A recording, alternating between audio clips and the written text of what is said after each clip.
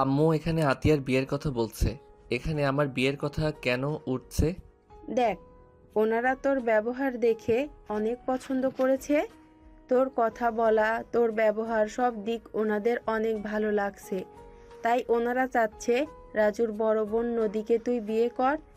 মেয়েটা অনেক ভালো, নম্রভদ্র। তাতে আমার কি? আম্মু তুমি পাগল হয়ে গেছো নাকি? আমি কখনোই বিয়ে করতে পারবো না। আর রাজু ভাইয়ার বড় বোন হইলে উনি তো আমারও বড় আপু হবে। চুপ কর। সুন্দর একটা লাইফ পেতে হলে সিনিয়র মেয়ে বিয়ে করলে কি সমস্যা? দেখ, এত বড় লোক ফ্যামিলি থেকে বিয়ের সম্বন্ধ এসেছে। আমি কিছুতেই এই বিয়ে ভাঙতে দিব না। তুই নিজের বোনের দিকে তাকিয়ে অন্তত বিয়েটা করতে রাজি হ। তুই কি চাস না তোর বোন ভালো থাক? আরে আজব, আম্মু বুঝতে কেন পারছো না? আমি নিজের পায়ে না দাঁড়ানো পর্যন্ত আমি বিয়ে করতে পারবো না। প্লিজ আম্মু, আমার উপরে জোর করে বিয়ে চাপিয়ে দিও না। ব্যাস, অনেক হয়েছে। আমি যা বলছি তুই তাই করবি। যদি না করস তাহলে আমার মরা মুখ দেখবি। ও, আমি মরলেই বা কি? আমি তো তোর আর নিজের আম্মু না। ওকে, করিস না বিয়ে। আয়নের আম্মু ইমোশনাল ব্ল্যাকমেল করতে লাগলো। আয়ন কোনো কথা না বলে নিজের রুমে চলে গেল। রেগে বিছানার চাদর টেনে ফেলে দিল। খাটের উপর বসে বলল, কিভাবে বোঝাবো আমি অন্য কাউকে ভালোবাসি? আমি তার জায়গা কাউকে দিতে পারবো না। আয়ন কথাগুলো বলে রাগে দুঃখে দেয়ালে এক ঘুষি মারল। হঠাৎ করে আয়নের বোন আতিয়া রুমে আসলো। হাসি মুখে আয়নের পাশে বসে আয়নকে জড়িয়ে ধরে বলল, ভাইয়া, তুমি নিশ্চয়ই আমার সুখের জন্য বিয়ে করতে চাচ্ছ, তাই না? ভাইয়া, আমার কথা ভেবো না। আম্মুর কথায় রাজি হওয়ার দরকার নেই। তোর কি রাজু ভাইকে পছন্দ হয়েছে? আতিয়ার মুখে লজ্জা ভাব দেখে আয়নের বুঝতে বাকি রইল না। আতিয়া আয়নের দিকে তাকিয়ে বলে, ওইসব বাদ দাও, বিয়েটা ভেঙে যাক গা। তুমি নিজের মনের বিরুদ্ধে গিয়ে কিছু করো না। তুই যা। আয়নের কথা শুনে আতিয়া চলে গেল। আয়ন ভাবতে লাগলো, ছি, নিজের কথা ভেবে বোনের মুখে হাসি কেড়ে নিবি? না আয়ান, এমন করা ঠিক হবে না। যারা তোকে এত আদর যত্ন করে বড় করলো তাদের মুখের হাসি কেড়ে নেওয়া একদম ঠিক হবে না। আয়ন বেশ কিছুক্ষণ ভেবে উঠে ওর আম্মুর রুমে গিয়ে বলল, আম্মু আমি দেখতে যাব ওনাকে। আয়নের কথা শুনে আয়নের আম্মু অনেক খুশি হয়ে বলে, আমার সোনা ছেলে, আমি জানতাম আমার ছেলে রাজি হবে। আচ্ছা শোন, আজকে বিয়েটা দিয়ে দিব। ওনাদের সাথে কথা বলে নে। আয়ন কিছু না বলে রুম থেকে বের হয়ে গেল। আয়ন রুমে বসে ফোনের ছবি দেখতে লাগলো। এক এক করে সব ছবি ডিলিট করতে লাগলো। চোখের কোণায় পানি জমে যেতে লাগলো। আয়ন নিজের চোখের পানি মুছে হেসে বলে, কার জন্য কান্না করিস? একদম কান্না করবি না। সেই তো তোকে কখনো ভালোই বাসে নাই। ভালোবাসলে সেই তোকে ছেড়ে অন্য কারো বউ হতে পারতো না। আয়ন কথাগুলো বলে নীরবে চোখের পানি ফেলতে লাগলো। কারোর পায়ের শব্দ পেয়ে আয়ন তাড়াতাড়ি করে চোখের পানি মুছে ফেলল। আয়নের আম্মু আয়নের কাছে এসে পাঞ্জাবি পায়জামা দিয়ে বলল, আয়ান, এটা পরে নে। আতিয়াকে ওইখানেই সাজানো হবে। আয়ন কিছু না বলে ওয়াশরুমে চলে গেল। পাঞ্জাবি পায়জামা পরে বের হইলে আতিয়া আয়নের আম্মু আব্বু সিএনজিতে উঠে পড়ল। আয়ন ফোনের দিকে তাকিয়ে আছে। 40 মিনিট জার্নি করে একটা বাসের সামনে গাড়ি থামলো। আয়নের আম্মু নামতে বললে আয়ন নেমে পড়লো। সবার সাথে গেট দিয়ে ভিতরে ঢুকতেই আয়ন সামনের দিকে তাকাতেই দেখে বিশাল বড় বাড়ি। 4 জন দরজায় গিয়ে নক করতেই সাথে সাথে দরজা খুলে গেল। আয়নের আব্বু আম্মুর সাথে কুশল বিনিময় করলো। আয়ান আতিয়া সালাম দিল। ভিতরে ঢুকতেই সবার সাথে কৌশল বিনিময় করলো। কিছু মেয়ে এসে আতিয়াকে নিয়ে গেল। আয়নের আব্বু আম্মুকে বসতে বললে 3 জন বসে পড়ল। আয়ন নিচের দিকে তাকিয়ে আছে। রাজু এসে বলল, আয়ান, কেমন আছো? জি আলহামদুলিল্লাহ ভাইয়া, আপনি কেমন আছেন? এই তো আলহামদুলিল্লাহ। রাজু আয়নের পাশে বসে কথা বলতে লাগলো। অনেকক্ষণ পর কাজী সাহেব চলে আসলো। 10 মিনিট পর আয়ন সিঁড়ির দিকে তাকাতেই দেখে 2টা বউ ঘোমটা দিয়ে আসছে। কয়েকজন ছেলে মেয়ে হাসাহাসি করে নিচে নিয়ে আসছে। একজনকে রাজুর পাশে, আরেকজনকে আয়নের পাশে বসিয়ে দিল। কাজী বিয়ে পড়ানো শুরু করে দিল। রাজু আতিয়ার বিয়ে হয়ে গেল। আয়ন আর নদীর বিয়ে পড়ানো শুরু করলো। আয়নের বুকটা যেন ফেটে যাচ্ছে। আয়ন কবুল বলতে কেউ বলতে পারছে না। হঠাৎ পিছন থেকে কেউ বলে উঠল, কি ব্যাপার দুলো ভাই, এত লজ্জা পায় কেন? কবুল বলতে? কথা বলা ব্যক্তির সামনে আসলে আয়ন দাঁড়িয়ে গেল। রাইমা আয়নকে দেখে থমকে গেল। রাইমাকে দেখে রাজু বলে ওঠে, ভাবি, ভাইয়া কই? আপনাদের কখন থেকে SMS দিচ্ছি, কোনো সাড়া নাই। আব্বু তো অনেকবার কল দিয়েছে। আর বলবে না, গাড়িটা হঠাৎ নষ্ট হয়ে গিয়েছিল, সেটা ঠিক করতে দিয়ে আসলাম। কি ব্যাপার, কবুল বলা বাদ দিয়ে দাঁড়িয়ে গেলি কেন? আয়ন রাইমার স্বামীকে দেখে আয়নের রাগে শরীর জ্বলতে লাগলো। আয়ন রাগে একসাথে 3টা কবুল বলে দিল। রাইমা আয়নের প্রতিটা কবুল বুকে গেঁথে গেল যেন। আয়ন নদীর বিয়ে পড়ানো শেষ হলে আয়ন নিচের দিকে তাকিয়ে আছে। রাইমা আর 1 মিনিট ওখানে দাঁড়িয়ে না থেকে কাজ করতে শুরু করলো। আয়নের চোখের কোণায় পানি জমা হতে লাগলো। আয়নের ফোন বেজে উঠলে আয়ন ফোনটা বের করে দেখে রাকিব কল দিয়েছে। আয়ন বলল, এক্সকিউজ মি। আয়ন কথাটা বলে সোফা থেকে উঠে কিছুটা দূরে গিয়ে কল রিসিভ করলো। রাকিব আয়নকে বলল, আয়ান, তুই কোথায় রে? আমি একটু দূরে আছি। কি হয়েছে? রনি, ওরা ঝামেলা করছে। মার ধরে বসে আছোস কেন? রনির পিছনে তোর আম্মুর হাত আছে, তোকে নিয়ে যাওয়ার জন্য এমন কাজ শুরু করছে। আচ্ছা, পরে কথা বলছি। আয়ন কল কেটে দিল। আয়নকে নদীর কাজিনরা নিয়ে যেতে লাগলো। আয়ন ওদের সাথে যেতে লাগলো। আবার কলে আসলে আয়ন বলল, আপনারা যান, আমি আসছি। আয়ন কল রিসিভ করতেই যে পিছনে ঘুরতে দেখে আয়নের সৎ বাবা সবার সাথে কুশল বিনিময় করছে। আয়ন ওর আপুর দিকে তাকিয়ে থাকলে ওর আপু আয়নের সৎ বাবার সাথে কুশল বিনিময় করলো। আয়নকে ডাক দিল। আয়ান, এদিকে আয়। আয়ন এগিয়ে গেল। নদীর আপু বলে ওঠে। ভাইয়া, এটা নদীর হাজব্যান্ড। আয়নের দিকে তাকিয়ে লোকটা দাঁড়িয়ে গেল। আয়নকে দেখে বলল, আমি বুঝতে পারছি কি বলতে চাচ্ছেন। আমি মনে করছি আপনি এখন কিছু জিজ্ঞেস করবেন না। জাস্ট এইটাই শুনে রাখেন, আমি বিয়ে করছি। আমার বাবা মায়ের পছন্দ মানে আমার পছন্দ। আর ওনাকে এইসব ঝামেলা করতে না করেন। আমি যদি ওনার বিরুদ্ধে যাই তাহলে কিন্তু বিষয়টা খুব খারাপ হয়ে যাবে। আয়নের সৎ বাবা কিছু বলতে যাবে, সাথে সাথে আয়নের আব্বু রেগে থাপ্পড় মেরে বলে, বেয়াদব ছেলে, ওনার সাথে এইভাবে কথা বলার অধিকার কে দিয়েছে? ভদ্রভাবে কথা বলতে পারো না নাকি? উনি তোমার বড় চাচুর শ্বশুর আর তুমি তার সঙ্গে তেজ নিয়ে কথা বলো? আয়ন ওর আব্বুর কথা শুনে অবাক হয়ে গেল। আয়নকে আর কিছু বলবে আয়নের সৎ বাবা বলল, ভাইজান, ওকে বকা দিয়েন না। আমি ওকে আগেই অধিকার দিয়েছি। আমার উপরে রাগ অভিমান যা ইচ্ছা দেখাতে পারে। এতে যদি ওর মন ভালো হয়, এতে আমার আনন্দ। সৎ বাবার কথা শুনে সবাই অবাক হয়ে তাকালো। নদীর আব্বু বলে, ভাইয়া, ওনাকে কিভাবে তুমি চেনো আর এইসব কি বলছো? সেই অনেক কথা। আয়ান যদি চাই তাহলে সব বলতাম। আয়ান তো আমাদের পছন্দ করে না, তাই কিছু বলতে চাচ্ছি না। দেখেন, আমার আপনার উপরে কোনো রাগ নাই। ওনাকে থামতে বলেন প্লিজ। আর আমি যদি এখন এখান থেকে যাই তাহলে কারোর জন্য ভালো হবে না। মাথা গরম করো না। তুমি নিজেই কথা বলে নিয়েও ও খুব তাড়াতাড়ি চলে আসবে। মিটিং থেকে বের হয়েছে। কি উনি এখানে আসবে? হ্যাঁ, এটাই আমার বাবার বাড়ি আর ওর শ্বশুর বাড়ি। ভাবি এসে গেছে। সবাই পিছনে তাকাতেই আয়নের আব্বু মুখ থমকে গেল। আয়নদের কাছে আসতে রাহিলা বেগম নিজেও অবাক হয়ে গেল। আসসালামু আলাইকুম চাচি শাশুড়ি। ওয়ালাইকুম আসসালাম। কাকে চাই? কি যাতা আবার বললাম? চাচা শ্বশুরকে জিজ্ঞেস করেন। আমি এই বাড়ির জামাই আর আপনি আমার চাচি শাশুড়ি। কথাটা বলে আয়ন মিটিমিটি হাসতে লাগলো। আর চোখে রাগ দেখে রাহেলা বেগম কিছু বলার আগে আয়নের আপু বলে, আয়ান, আমি কিছু জানতাম না। আয়ান, প্লিজ আমাকে ক্ষমা করে দাও। আমি সত্যি জানতাম না। জানলে কখনোই তোমাকে জোর করে আনতাম না। আয়ন হেসে বলে, ধ্যাত, আব্বু কি যে বলো না। আমার তো অনেক আনন্দ লাগছে। আমি ভাগ্য করে বড়লোক চাচা চাচি পাইলাম। উহ, ভাবা যায় বড়লোক আর বড়লোক। আয়নকে কিছু বলতে যাবে, সাথে সাথে নদীর কাজিনরা এসে নদীকে, আতিয়াকে, রাজুকে আর আয়নকে নিয়ে যেতে লাগলো। 4 জনকে নিয়ে ছাদে গেল। আয়ন সবাই আড্ডা দিতে লাগলো। শুধু আতিয়া নদী চুপচাপ বসে আছে। আয়ন রাজু বলল, ধ্যাত, এখানে আড্ডা দেওয়ার সময় নাই। তোরা আড্ডা দে। আতিয়া, চলো। রাজু আতিয়াকে কোলে তুলে নিয়ে যেতে লাগলো। সবাই ভ্যাবাচাকা খেয়ে তাকিয়ে থাকলো।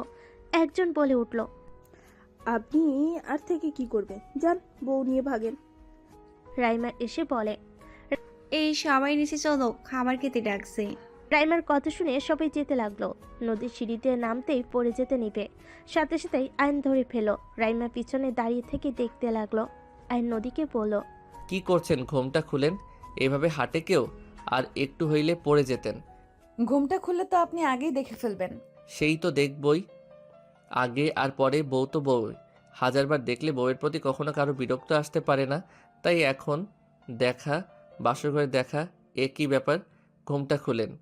আইনের কথা শুনে নদী ঘোমটা খুলতেই আইন হা হয়ে গেল। আইন মুখ ফসকে বলে দিল, মাশাল্লাহ। আইনের কথা শুনে নদী কিছুটা লজ্জা পেয়ে গেল। রাইমা পিছন থেকে বলে, কি এখানে প্রেম করবেন নাকি? নিচে চলেন, বাসার ঘরে প্রেম করেন। রাইমার কথা শুনে নদী লজ্জা পেয়ে নিচে নামতে লাগলো। আইন নদীর পিছন পিছন যেতে লাগলো। নিচে গেলে সবার সাথে খেতে বসলো। রাজু আতিয়াকে খাওয়াই দিচ্ছে, আর আতিয়া রাজুকে খাওয়াই দিচ্ছে। এইটা দেখে আইন নিচের দিকে তাকাতেই আইনকে নদী খাওয়াই দিতে বলল। আইন নদীকে খাওয়াই দিতে লাগলো। রাইমা আর চোখে তাকিয়ে থাকলো। সবার খাওয়া দাওয়া শেষ হলে সবাই বাসর ঘরে গিয়ে বসলো। সবাই গল্প করতে লাগলো। আইন নদীর পাশে বসে থেকে গ্রুপে কথা বলতে লাগলো। আইনের কল আসলে আইন কল কেটে দিল। তাহলে আমরা যাই, ছেলে মেয়ে এখানে থাক, সকালে দুজনকেই পাঠিয়ে দিবেন। তা কী করে হয়, আপনাদের যেতে দিচ্ছি না, আপনারা থাকবেন। কত গল্প করা বাকি আছে, আগেই পালিয়ে গেলে হবে নাকি? কি যে বলেন না। বড়রা সবাই কথা বলতে লাগলো। কয়েকজন মিলে 4 জনকে নিয়ে চলে যেতে লাগলো।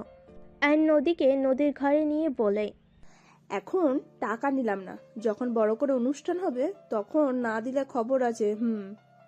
নদী আইন হেসে দিল। সবাই চলে গেল। আইন নদীকে বলল, আপনি কি চুপচাপ থাকতে ভালোবাসেন নাকি?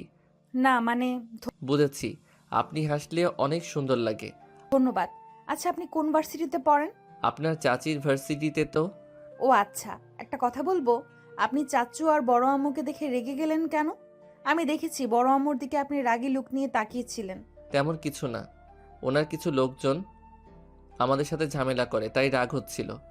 ও আচ্ছা, আর একটা কথা জিজ্ঞেস করব। জি করেন। আমাকে আপনার পছন্দ না, তাই না? হঠাৎ এই কথা কেন? আমি তো আপনার বয়সে বড়, আর আমার একবার বিয়ে হতে গিয়ে ভেঙে গিয়েছিল, তাই। হুম। বসেন, দাঁড়িয়ে থাকবেন নাকি? আইন খাটের উপরে বসলে নদী আয়নের পাশে বসলো। আইন নিচের দিকে তাকিয়ে আছে। নদীর সাহস নিয়ে আইনের হাতের উপর হাত রাখলে আইন চমকে গেল। আইন তাকাতে নদীর শরম পেয়ে হাত সরিয়ে নিল। আইন সাথে সাথেই হাত নিজের কাছে নিয়ে এসে বলে, যে হাত একবার ধরছেন সেই হাত এত সহজে ছেড়ে দিচ্ছেন? না মানে আপনি কি না কি ভাবেন তাই আর কি। কি ভাববো, বউ তো হাত ধরছে, অন্য কেউ তো আর না। হুম। আচ্ছা, আমি তো মধ্যবিত্ত ফ্যামিলির ছেলে, আমাকে বিয়ে করলেন, আমি আপনাকে আপনার মন মতো কিছু কিনে দেওয়ার সামর্থ্য আমার নাই। আমি স্টুডেন্ট, আমার সাথে কি সারা জীবন থাকতে পারবেন? আপনি আমার স্বামী, আপনি পড়াশোনা করছেন, করতে থাকেন। আর আমি একজন শিক্ষিত মেয়ে, আমি চাইলে যে কোনো জব নিতে পারবো। আর আমি আপনার থেকে টাকা পয়সা কিছু চাই না, আমি শুধু আপনার থেকে ভালোবাসা, সম্মান, আমাকে সময় দিলেই আমি খুশি। আমার টাকা পয়সা, দামি গিফটের দরকার নাই। সত্যি কি এসব হইলে চলে? অবশ্যই চলবে। আমি সব সময় চাই আমার স্বামী আমাকে বুঝবে, আমাকে ভালোবাসবে, আমাকে সম্মান করবে। সেই গরিব হোক, তাতে আমার সমস্যা নাই, একজন ভালো মনের মানুষ হলেই হবে। আমি তো ভালো মনের মানুষ না। তাই কোন মনের মানুষ? দেখবেন। জি। নদী আগ্রহ নিয়ে তাকালে আইন সাথে সাথে ঠোঁটে কিস করে দিলে। নদী হা হয়ে গেল, চোখগুলো ছানা বড়া হয়ে গেল। আইন ফিক করে হেসে বলে, মুখ চাপাতে কি সাহায্য করব নাকি? আয়ন আবার কিস করতে যাবে, সাথে সাথে নদী আয়নের মাথা পিছনে ধরে ঠোঁট নিজের দখলে নিয়ে নিল। আয়ন মিটি মিটি হাসতে লাগলো। নদী আয়নের মাথা বুকের সাথে চেপে ধরলো। চোখ বন্ধ করে আয়নের ঠোঁটের স্পর্শ অনুভব করতে লাগলো। আয়ন আস্তে আস্তে নদীর সাথে মিশে যেতে লাগলো। নদী আয়নের সাথে সুখের সাগরে ভেসে যেতে লাগলো। অনেকক্ষণ আদর করার পর আয়ন ক্লান্ত হয়ে নদীর বুকের উপর শুয়ে পড়ল। হঠাৎ করে মুখ তুলে নদীকে দেখে আয়ন লজ্জা পেয়ে গেল। নদী লজ্জায় আয়নের দিকে না তাকিয়ে অন্যদিকে তাকিয়ে আছে। আয়ন বলে উঠল, দূর, এত লজ্জা কেন পান? নিজে কি করছো? কি জানি, কেমন একটা শরম লাগছে। কথাটা বলে দুজন হেসে দিল। দুজন চুপচাপ শুয়ে থাকতে থাকতে ঘুমিয়ে গেল। সকালে নদীর ঘুম ভাঙলে লজ্জায় লাল হয়ে যেতে লাগলো। আয়নকে আস্তে আস্তে বালিশে শুয়ে দিয়ে শাড়ির শরীরের সাথে জড়িয়ে নিয়ে ওয়াশরুমে চলে গেল। গোসল করে বের হয়ে আয়নের জন্য কিছু শার্ট প্যান্ট অর্ডার দিয়ে ড্রেসিং টেবিলের সামনে গিয়ে চুল হেয়ার ড্রাই করতে লাগলো। আয়নের ঘুম ভেঙে গেল। আয়ন নদীর দিকে তাকিয়ে রাতের কথা মনে পড়লে আয়নের রাগ হতে লাগলো। আয়ন উঠে বসলো, পায়জামা পরে নিল। নদীর ফোনে কল আসলে নদী পিছনে ঘুরে তাকিয়ে দেখে আয়ন উঠে পড়েছে। উঠে পড়ছো? জি। আয়ন ফোনটা রিসিভ করে কাউকে বলো অপেক্ষা করতে। কল কেটে দিয়ে নদী বলল, তুমি গোসল করে নাও, আমি নিচ থেকে আসছি। আমি তো শার্ট প্যান্ট নিয়ে আসি নাই। তুমি গোসল করো, আমি নিয়ে আসছি। নদী রুম থেকে বের হয়ে গেল। আইন ওয়াশরুমে চলে গেল। নদী নিচে গিয়ে সদর দরজা খুলে অর্ডারগুলো রিসিভ করে নিল। রিসিভ করে বিল দিয়ে নদী দরজা লাগিয়ে দিল। নদীকে দেখে আয়নের আম্মু বলল, বৌমা আয়ান ওঠে নাই? উঠেছে। ওকে একটু তাড়াতাড়ি নিচে আসতে বলো তো, বাসায় যেতে হবে। আপনারা থাকবেন না? না মা, বাড়িতে অনেক কাজ আছে। আর কয়েকদিন থেকে যান না। অন্য এক সময় এসে অনেক দিন থাকবো। আচ্ছা, আয়ানকে এগুলো দিয়ে আসি। নদী দৌড়ে যেতে লাগলো। রুমে গিয়ে দেখে আয়ন তোয়ালে পরে বের হতেই নদী লজ্জায় ঘুরে দাঁড়িয়ে পড়ল। এখানে দেখো, শার্ট প্যান্ট টি শার্ট আছে। আয়ন হাতে নিয়ে অবাক হয়ে বলে, এইটা কোথায় পাইলেন? কার এইগুলা? তোমার জন্য নিয়েছি, অনলাইনে অর্ডার দিয়েছিলাম। দেখো লাগে নাকি। আয়ন শার্ট পরে নিল। প্যান্ট পরতে গিয়ে দেখে ঢিলা, মাঝে দিক খুলে যায়। আয়ন নদীকে বলল, এইদিকে তাকান। বাহ, শার্ট পারফেক্ট আছে। প্যান্ট কি হয়েছে? কোমরে থাকতে চাচ্ছে না। ওয়েট, ব্যান্ড দেই। আরে কোমরের মাপ তো জানি না, মন যেইটাই বলল ওইটাই নিয়ে এসেছি। নদী আলমারি থেকে বেল্ট বের করে দিলে আয়ন ভুরুকুচকে তাকিয়ে বলে, এইগুলো কার? আমার। কি আপনিও পরেন? আগে পড়তাম, এখন পড়ি না। ও আচ্ছা। আয়ন বেল্ট পরে নিল। নদী আয়নকে বলল, তোমার আম্মু তোমাকে তাড়াতাড়ি নিচে যেতে বলেছে। ও আচ্ছা। আয়ন নদী দুজন নিচে নামতে লাগলো। নদী আয়নকে দেখে সবাই বলতে লাগলো। মাশাআল্লাহ, দুজনকে অনেক সুন্দর লাগছে। রাহিলা বেগমের কথা শুনে রাইমা ওদের দুজনের দিকে তাকালো। আয়ন রাইমার দিকে চোখ গেলে রাইমা চোখ নামিয়ে নিল। আয়ন ওর আম্মুকে বলল, আম্মু বাসায় যাবে কখন? যাব। কি ব্যাপার আয়ান, তোমার কি এখনো ভালো লাগছে না? জি ভালো লাগছে, বাট আঙ্কেল বাসায় কাজ আছে তো, এই জন্য তাড়াতাড়ি যেতে চাচ্ছি। কেউ কিছু বলার আগে রাকিবের কল আসলে কল রিসিভ করতে রাকিব বলে ওঠে, কিরে, ভার্সিটিতে আসছিস না কেন? আরে ভাই আমি বাড়ি নাই, আমার যেতে তাও 1 ঘন্টার মতো সময় লাগবে। এত সময় কেন? শালা তুই কই রে? আকাশে। ডানা কেটে দিলে নিচে পড়বি। স্পর্শ করতে পারলে আয়। ধুর, তাড়াতাড়ি আয়। ওকে। আয়ন কল কেটে দিলে রাহেনা বেগম বলে, তোমাদের ক্লাব তো ঠিক করে দেওয়া হচ্ছে, এত তাড়া কেন? অনেক কাজ আছে, আপনাকে ধ্বংস করার প্ল্যান করা লাগবে তো। আয়নের কথা শুনে সবাই অবাক হয়ে গেল। রাহেলা বেগম হাসতে লাগলো। আয়নের আপু রেগে বলে, আয়ান এসব কি ধরনের কথা বলছো? আয়ান তুই কিন্তু খুব বেদব শুরু করেছিস। ওর আব্বুকে বলো, আব্বু এত রেগে যাও না তো, তুমি জানো উনি অনেক মহান। আমি যেই কাজে হাত দেই উনি সেইটাই ভেঙে চুরমার করে দেন। আর ওনার ভাগনা যে আছে, যাকে আমার পিছনে লাগিয়ে দিয়েছে আমাকে ধ্বংস করার জন্য। আয়ন কথাগুলো হেসে বলল। আয়নের আপু অবাক হয়ে বলে, কি আপনি আয়ানদের ক্লাব ভেঙে দিয়েছেন? আপনি সেই? আমরা ভুল ভেবেছিলাম, আর আমি জানতাম না ওইটা আয়ানদের। আমাকে ভুল ইনফরমেশন দেওয়া হয়েছিল। ওরা বলা হয়েছিল ওখানে অপকর্ম করা হয়, আর ওদের ফুড খেয়ে মানুষজন অসুস্থ হয়ে গেছে, তাই এসব করা হয়েছিল। আয়নের আম্মু রেগে কিছু বলতে যাবে, আয়ন দৌড় দিয়ে ওর আম্মুর পিছন থেকে জড়িয়ে ধরে পড়ল। আম্মু কন্ট্রোল, আমার লক্ষ্মী আম্মু, আমার ভালো আম্মু, রাগ করেন আমার সোনা আম্মু। আয়ন ওর আম্মুর গালে চুমা দিতে লাগলো। আয়নের আম্মু অনেকটা ঠান্ডা হলো। রাহেলা বেগমের বুকটা যেন ফেটে যাচ্ছে নিজের সন্তানকে অন্য কাউকে এভাবে ভালোবাসতে দেখে। আয়নের আম্মু বলে, দেখেন বেআইন, আমার সন্তানকে আমি নিজে হাতে বড় করছি।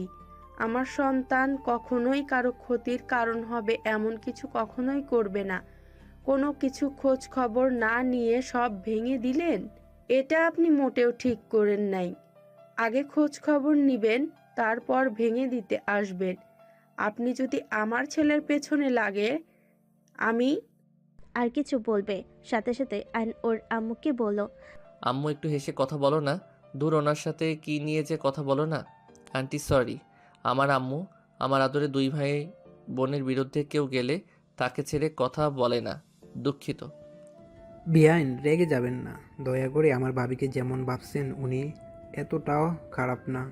উনি মনের দিক থেকে অনেক ভালো, উপরে শুধু রাগী মনে হয়। যাই হোক, এইসব বাদ দেন, সবাই আসেন, খাবার খেয়ে নেন। ক্ষুধা নাই, কিছু মনে করবেন না। আতিয়া রেডি হয়ে নে। আয়নোর আম্মুর রাগ ভাঙানোর জন্য কোলে তুলে নিয়ে বলতে লাগলো। ওরে ওরে, আমার মেয়েটা কত রাগ করছে। আয়নের কাণ্ড দেখে সবাই হাঁ করে তাকিয়ে আছে।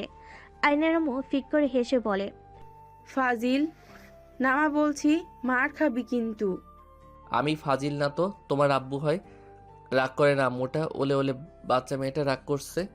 আয়নের কথা শুনে সবাই হাসতে লাগলো, শুধু রাহিলা বেগম বাদে। আয়নের আম্মু কান ধরে হাসতে লাগলো। রাহিলা মুখ ফসকে হাসতে হাসতে বলে দিল, আয়ান, তুমি আগের মতোই দুষ্ট এখনো আছো, একটু পাল্টাও নাই, ফাজিল একটা। এক নিমিষেই আয়নের হাসি মুখ থেকে উড়ে গেল। রাইমা হাসি মুখ মলিন হয়ে গেল। নদী অবাক হয়ে বলে, কি ব্যাপার, তুমি আয়ানকে চেনো নাকি আগে থেকে? ভাবিদের সাথে একবারে ট্যুরে গেছিলাম, সেই থেকে একটু একটু চিনি। আগে তো বলো নাই। মনে ছিল না, কেবল মনে পড়লো। আমারও খেয়াল ছিল না, কেমন আয়ানের এমন কাণ্ড দেখে মনে পড়লো যে এমন কেউ করতো। ও, সবাই টুকটাক কথা বলে খাবার খেতে চলে গেল। আয়ন নদীকে খাওয়াই দিতে লাগলো। নদী আয়নের দিকে অবাক দৃষ্টিতে তাকিয়ে আছে। আয়ন বলল, কি ব্যাপার, এভাবে তাকিয়ে আছেন কেন? না কিছু না।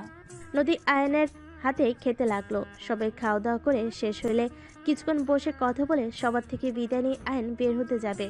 আবার পিছনে ঘুরে নদীর কাছে আসলে সবাই মিটি মিটি হাসে। নদীর এক কাজিন বলে, ফাজিল, চুপ করো, কিছু হয়েছে কি? আপনার ফোনটা দেন। নদী ফোন দিলে আয়ন নাম্বার দিয়ে বলল, এইটা আমার নাম্বার। ওকে বাই, সবাই ভালো থাকবেন, আল্লাহ হাফেজ, আসসালামু আলাইকুম। আয়ন কথা বলে চলে যেতে নিল। নদী আয়নে চলে যাওয়ার দিকে তাকিয়ে থেকে দেখতে লাগলো। উনি তোমার আম্মু ছিল, তাই না? আমার আম্মু আছে, উনি কেন হবে? চুপ কর পিচ্ছি। আতিয়া আর কিছু বলল না। আয়নের আব্বু বলে, তুই আগে থেকে জানতি তাই না? তোর আম্মুর সাথে দেখা হয় আগে কেন বলস নাই? আমি যে ভার্সিটিতে পড়ি ওটা ওনাদের। আর প্রথমে আমি জানতাম না, যখন ক্লাব ভেঙে ক্যান্টিন ভেঙে দেয় সেই দিন ওনার সাথে দেখা করতে গিয়ে দেখি উনি। আর উনি আমাকে তো চেনে নাই, আমিও পরিচয় দেই নাই। আমার ব্যাপারে খোঁজ খবর নিতে গিয়ে জানে, সেই থেকে আমার পিছনে লাগছে তার কাছে নিয়ে যাওয়ার জন্য। আমাদের ছেড়ে ওনার কাছে চলে যাবি আয়ান? কখনোই না। আমার রক্তে মধ্যবিত্ত ফ্যামিলির রক্ত, বড়লোক বাবার মেয়ের কাছে যাও কোনো ইচ্ছা আমার নাই।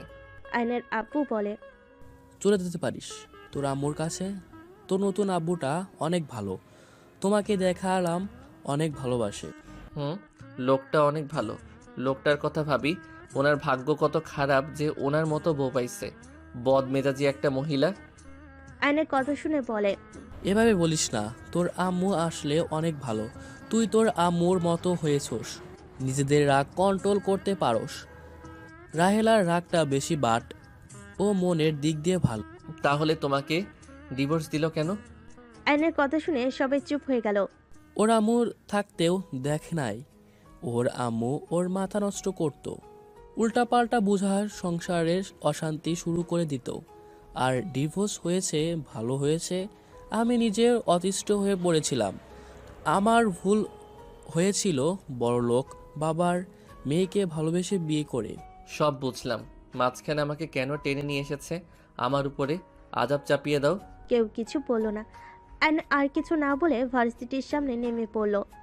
আয়ন ভার্সিটিতে ঢুকে সোজা ক্যান্টিনে চলে গেল।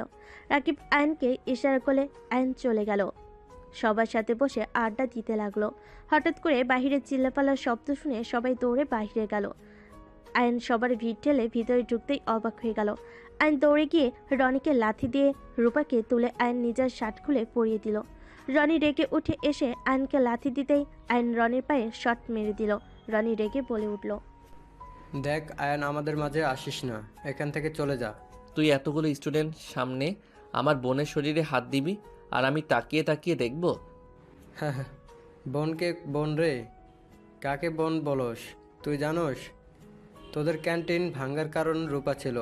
তাতে তোর কি সমস্যা? তুই এখন থেকে যা, না হলে তোকে হসপিটালে ভর্তি করে দিব। আয়ান, ওর সাথে ঝামেলা করিস না তো। ওই রূপা আপু আমাদের কম ক্ষতি করে নাই, ওর জন্য কেন তুই ঝামেলা করছিস? বললাম না উনি আমার বোন, আমার বোনের সম্মানে কেউ হাত দিবে? আমি তাকে ছেড়ে দিব ভাবলি কিভাবে? আয়নের কথা শুনে রূপা অবাক হয়ে তাকিয়ে আছে। রনি আবার হাত দিতে যাবে, আয়ন রনির হাত ধরে মোচড় দিয়ে ধরল। রনির বন্ধুরা মারতে আসলে আয়নের বন্ধুরাও ওদের সাথে মারামারি করতে লাগলো। রনির বন্ধুদের মেরে ফেলে দিল। কিছু স্টুডেন্ট শিক্ষকদের ডেকে নিয়ে আসলে শিক্ষকরা আয়ন ওর বন্ধুদের প্রধান শিক্ষকের কাছে নিয়ে গেল। রনিদের হসপিটালে পাঠিয়ে দিল। প্রধান শিক্ষক রেগে আয়নকে মারতে গেলে আয়ন বলে, স্যার ওদের ছেড়ে দেন, আমি মারামারি করছি, ওরা কিছু করে নাই, প্লিজ ওদের গায়ে হাত তুলবেন না। আয়ান, মিথ্যা কেন বলিস? স্যার আমাদেরও মারেন, আমরা মারামারি করছি। আয়ন রাকিবের কথা শুনে প্রধান শিক্ষক রেগে বলে, আসলে দোষ বন্ধুদের না, তুই সব নষ্টের মূল। তোর সাহস কি করে হলো ম্যামের ভাতিজিকে মারার? আমার ইচ্ছে হয়েছে, মেরেছি। প্রধান শিক্ষক বেত দিয়ে আয়নকে মারতে লাগলো। ওর বন্ধুরা বাধা দিতে চাইলে শিক্ষক ওদের কোনো কথা শুনলো না। আয়ন ওদের ধাক্কা দিয়ে বের করে দিয়ে দরজা লাগিয়ে দিয়ে বলল, মারেন, এখন কেউ ডিস্টার্ব করবে না। শিক্ষক রেগে আয়নে গালে থাপ্পড় মেরে বলে। নিজেকে হিরো ভাবস নাকি? আয়ন ঠোঁটের রক্ত মুছতে মুছতে বলে, মোটেও না স্যার, আপনাদের দেখলে হাসি পায়। আপনাদের মারে আমার কিছু যায় আসে না। আপনারা হইলেন টাকার গোলাম, কখনোই দেখেন না কোনটা সঠিক কোনটা অন্যায়। তাদের ভুল কখনোই চোখে পড়ে না। যাদের টাকা পয়সা আছে, আমাদের মতো মধ্যবিত্তরা অন্যায় না করলেও দোষী। আয়নের কথা শুনে প্রধান শিক্ষক আয়নকে বলে, জাস্ট শাট আপ, বের হয়ে যাও এখান থেকে। আয়ন হেসে বের হয়ে গেল। রাকিব আর বন্ধুরা এসে আয়নকে জড়িয়ে ধরে আয়ন বলল, ব্যথা দিচ্ছি কেন, ছাড়। এই টাকলার একটা ব্যবস্থা করতে হবে। টাকলা কখনোই রনির ভুল চোখে পড়ে না। বাদ দে সব টাকার খেলা। তোর সারা শরীরে বেতের দাগ ফুটে উঠেছে। আন্টি যদি এইসব দেখে তোকে তো ভার্সিটিতে আসতে দিবে না। কি যে করব বুঝতে পারছি না। রাকিব কিছু বলবে তার আগে পিছন থেকে রূপা এসে আয়নকে জড়িয়ে ধরে কান্না করতে লাগলো। রাকিব রেগে রূপাকে বলল, ন্যাকামে, আমার ফ্রেন্ডকে মার খাওয়া এখন এসেছে ন্যাকামি করতে। এতক্ষণ কই ছিলেন ন্যাকা কোথাকার? রাকিব রূপাকে সরিয়ে দিয়ে আয়নকে নিয়ে যেতে লাগলো। রূপা কান্না করতে করতে বলে, আয়ান, আমাকে ক্ষমা করে দিও, আমি ইচ্ছে করে তোমার ক্ষতি করতে চাইনি। আয়ন কিছু বলতে গেলে রাকিব বলার সুযোগ না দিয়ে বাইকে বসিয়ে বাইক স্টার্ট দিয়ে দিল। রাকিব আয়নকে বলল, তোর মা যেমন তোর সৎ বোনও তেমন নাটকবাজ। ফালতু কথা বলিস না, আঙ্কেল অনেক ভালো, তার মেয়ে কখনোই খারাপ হতে পারে না। হয়তো ওই রনি চাপে ফেলে এইসব করেছে। চুপ থাক, সব এক। আয়নের ফোন বেজে উঠলে আয়ন কলটা রিসিভ করে বলল, আসসালামু আলাইকুম, কে? ওয়ালাইকুম সালাম, তোমার বউ। ও সরি, কেমন আছেন? আলহামদুলিল্লাহ, তুমি? আলহামদুলিল্লাহ। কি করেন? শুয়ে আছি, তুমি কি করো? ও রাস্তায় আছি ফ্রেন্ডের সাথে। আচ্ছা, বাসায় গেলে একবারও কল দিয়ে জানালেও না। সরি, আসলে খেয়াল ছিল না। এখন বউকে ভুলে যাচ্ছ?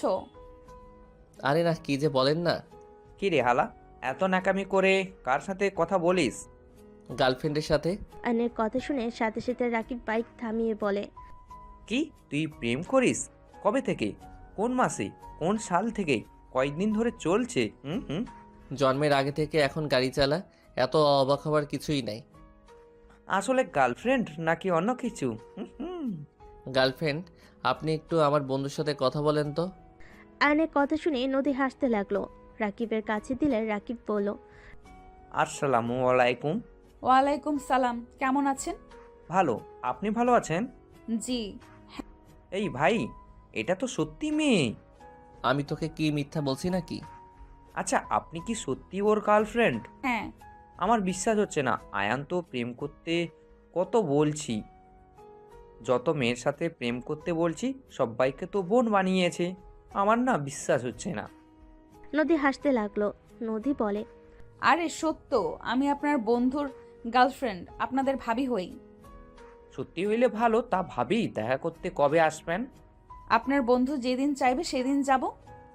ওর কথা রাখেন, ওই হালা কখনোই বলবে না আপনি আগামীকাল চলে আসেন। আমরা একটু আমাদের ভাবিকে দেখব। ওকে, আপনাদের ভার্সিটিতে আসবো, বাট আপনার বন্ধুকে বলবেন না, সারপ্রাইজ দিব। ওকে, আচ্ছা কথা বলেন ওর সাথে। আয়নের কাছে দিলে আয়ন নদীর সাথে কথা বলতে লাগলো। আয়ন বাসার সামনে নামিয়ে দিলে আয়ন নদীকে বলল, আচ্ছা রুমে ঢুকে কথা বলি, আম্মু দেখলে বকা খাম্মু। কেন? ভার্সিটিতে ঝামেলা করছি। এত ঝামেলা কি নিয়ে লাগে? পরে বলি।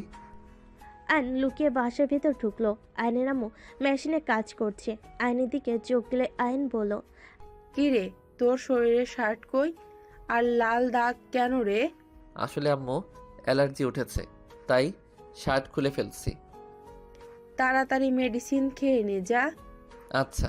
আয়ন দৌড়ে রুমের ভিতরে ঢুকে দীর্ঘ নিঃশ্বাস ফেলে বলল, বেঁচে গেছি। মিথ্যা কেন বললে? দেখি ভিডিও কলে আসো তো। ও আরে তেমন কিছু না, আর সত্যি বললে আমাকে ভার্সিটিতে যেতে দিত না, তাই মাঝে মাঝে মিথ্যা বলতে হয়। আচ্ছা থাকেন, আমি গোসল করে পরে আপনাকে কল দেই। ওকে। আয়ন কল কেটে দিয়ে ওয়াশরুমে চলে গেল। গোসল করে টি শার্ট প্যান্ট পরে নিল। খাটে শুয়ে নদীকে কল দিল। নদী কল কেটে ভিডিও কল দিল। আয়ন রিসিভ করতে নদীকে দেখে আয়ন বলল, মাশাল্লাহ, আপনি এত মিষ্টি কেন? আমাকে খালি পাম দাও কেন বলো তো? আরে না, সত্যি বলছি, আমি কাউকে পাম দেই না। ভাইয়া, তোর খাবার। রেখে যা। এই ওয়েট, তুই আজ কলেজে যাস নাই? শরীরটা বেশি ভালো না, তাই যাই নাই। খাবার খাইছস? তুই খা। আতিয়া চলে গেল। আয়ন সামনে ফোন রেখে বলল, আসো খাওয়াই দেই। ওকে, হা করছি। আয়ন নদীর সাথে দুষ্টামি করতে করতে খাবার খেতে লাগলো। খাওয়া শেষ হলে আয়নের ফোনে কল আসলো। নদীকে বলল, আচ্ছা পরে কথা বলি, তোমার চাচি কল দিচ্ছে। আয়ন কল কেটে দিয়ে কল রিসিভ করলো। রাহিলা বেগম রেগে বলে ওঠে, আয়ান, তুমি আমার ভাতিজাকে মেরে হসপিটালে ভর্তি করছো? তোমাকে কতবার বলবো ঝামেলা না করতে, বারবার কেন করছো? তোমাদের সব তো ঠিকঠাক করে দেওয়া হয়েছে, তারপর কেন ওকে কেন মারলে? আমার ইচ্ছে হয়েছে মারছি, আবার ইচ্ছে হইলে আবারও মারবো। আমার ভাই, আমার বাবা তোমাকে খুঁজে পেলে কি করবে তোমার ধারণা আছে? আমি আমার আল্লাহকে ছাড়া কাউকে ভয় পাই না, সো ওইসব ভয় আমাকে দেখাবেন না। যাই হোক, নামাজ পড়তে যাব, বাই। আয়ান কল কেটে দিয়ে ওয়াশরুমে গিয়ে অজু করে বের হয়ে গেল। মসজিদে গিয়ে নামাজ পড়ে বের হতেই আয়ন দেখে রনির আব্বু আর নানু দাঁড়িয়ে কারোর খোঁজ করছে। আয়ন ওদের সামনে দিয়ে যেতে রনির নানু সাথে সাথে কলার ধরে আয়নের মুখে খুশি মালো। আয়ন মুচকি হাসি দিয়ে বলে, আর বড়লোক মানুষ এখানে গরিবের শরীরে হাত দিচ্ছে, ছি ছি, হাত তো নোংরা হয়ে গেল। বেয়াদব, তোর এত বড় সাহস আমার নাতিকে মেরে হসপিটালে পাঠাস? তোকে বুঝিয়ে দিব কার নাতির গায়ে হাত দিয়েছিস। অফিসার, ওকে ধরেন। আয়নকে পুলিশ ধরলে আয়ন হাসতে হাসতে বলে, এই পুলিশে ধরে দেওয়া ছাড়া কিছু পারেন? এইসব করে আমাকে ভয় দেখাতে পারবেন না। আপনার নাতি ভবিষ্যতে আরও মার খাবে যদি নিজের চরিত্র ভালো না করতে পারে। চুপ, তোর থেকে আমার নাতির চরিত্র সম্পর্কে জানতে হবে না কে? আয়ন কিছু বলবে তার আগে আত্মীয়া পিছন থেকে বলে ওঠে, ভাইয়া। আতিয়া, তুই এখানে কি করস? আঙ্কেল, আপনি আমার ভাইয়াকে ধরেছেন কেন? ছাড়েন বলছি। আতিয়া, তুই এখান থেকে যা। আমি তোমাকে না নিয়ে যাব না। অফিসার, নিয়ে চলেন। আয়নকে টেনে নিয়ে যেতে নিলে আতিয়া আয়নের হাত ধরে বলে, আমি আমার ভাইয়াকে যেতে দিব না। আমার ভাইয়া কি করেছে যে আপনি ভাইয়াকে তুলে নিয়ে যাচ্ছেন? আতিয়া, তুই বাসায় যা, বোন আমার কোনো কিছু করতে পারবি না। ভাইয়া, ইনি তোমার নানু না? উনি তো রাহেল আন্টির বাবা। আমি ওনাকে খবরের কাগজে দেখেছিলাম। তুই যা তো বোন। আতিয়ার কথা শুনে নানু কিছুটা অবাক হয়ে গেল। আতিয়াকে কিছু বলবে তার আগেই আয়ন বলে, আল্লাহর কসম আতিয়া, তুই এখন থেকে চলে যা, না হলে আমি কিন্তু নিজের ক্ষতি করব। আয়ন পুলিশের গাড়িতে উঠে চলে গেল। আতিয়া কান্না করতে করতে চলে গেল। আতিয়া রেগে আয়নের নানুর দিকে বালু ছুঁড়ে মেরে বলল, আপনিও খারাপ, আপনার মেয়েও খারাপ। আপনারা আমার ভাইয়ার সাথে সবসময় ঝামেলা করেন। রনির আপু কিছু বলবে তার আগে আয়নের নানু থামিয়ে দিল। আতিয়া কান্না করতে করতে বাড়িতে চলে গেল। আতিয়াকে কান্না করতে দেখে আয়নের আম্মুর বুকটা ঢুক করে উঠল। আয়নের আম্মু বলল, আতিয়া, কান্না করছিস কেন? কি হয়েছে? আম্মু, ভাইয়াকে পুলিশ ধরে নিয়ে গেছে। কি? কিন্তু কেন? ভাইয়ার নানু পুলিশে দিয়েছে। আতিয়ার কথা শুনে আয়নের আম্মুর রাগ হতে লাগলো। আয়নের আম্মু আয়নের আব্বুকে কল দিল। এদিকে আয়নকে থানায় নিয়ে গিয়ে মারধর করতে লাগলো। আয়ন প্রতিটা মার হজম করতে করতে বলল, ওই চৌধুরী আমার উপরে অত্যাচার করলে ভাবিস আমি ভয় চুপ হয়ে যাব? আমি তোদের ধ্বংস করে দিব। তোদের এত অহংকার আমি ভেঙে দিব। ঘুষখোর কোথাকার। এত মার খাওয়ার পর তো দেখি তেজ কমে না। ঘুষখোর বলছি তো, আমাকে মেরে ফেললেও আমার এমন তেজ থাকবেই। আমার যদি কিছু হয় তোদের আমি শান্তিতে থাকতে দিব না। আয়নকে আরও মারতে যাবে, তখনই রূপা এসে বলে, অফিসার, ওর গায়ে আর একটাও হাত তুলবেন না। আয়ন সামনের দিকে তাকাতে দেখে রূপার রাহেলা বেগম নদী এসেছে। আয়ন রাহেলা বেগমকে বলে, আরে ম্যাম, আপনার আশা বাকি ছিল। আর অফিসার থামলেন কেন? মারেন, ঘুষখোরদের আত্মা শান্তি করেন। একদম না অফিসার, আপনি আয়নকে এভাবে মারতে পারেন না। আর নানু, আপনি আয়নকে কোন হিসেবে জেলে দিয়েছেন? আপনার নাতি একটা লম্পট। রূপাকে পুরো ক্যাম্পাসে স্টুডেন্টদের সামনে ওর ওড়না টেনে ওর জামা পর্যন্ত ছিঁড়ে দিয়ে ওর সাথে খারাপ কাজ করতে নিয়েছিল। কি বলছো? হ্যাঁ নানু, রনি আমার সাথে অমন করেছে। আয়ান আমাকে বাঁচাতে গিয়ে মারামারি করে।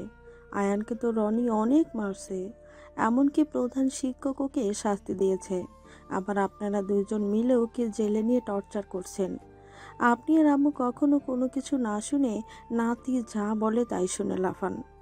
রূপার কথা শুনে নানু পুলিশকে ছেড়ে দিতে বলে। আয়ন বের হতে দেখে আয়নের আব্বু আম্মু আতিয়া রাকিব চলে এসেছে। আয়নের আম্মু দৌড়ে এসে আয়নকে জড়িয়ে ধরে কান্না করতে লাগলো। আপনি কি মানুষ? আমার ছেলেকে মেরে কি করে দিয়েছেন?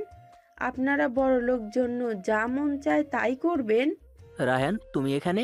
আয়নের আব্বু বলে, হ্যাঁ আমি এখানে। রাহেলা চৌধুরী, আপনি আসলে অনেক অন্যায়মান। আপনার মতো মানুষ হয় না। সত্যি আপনাকে আমার কিছু বলার নাই।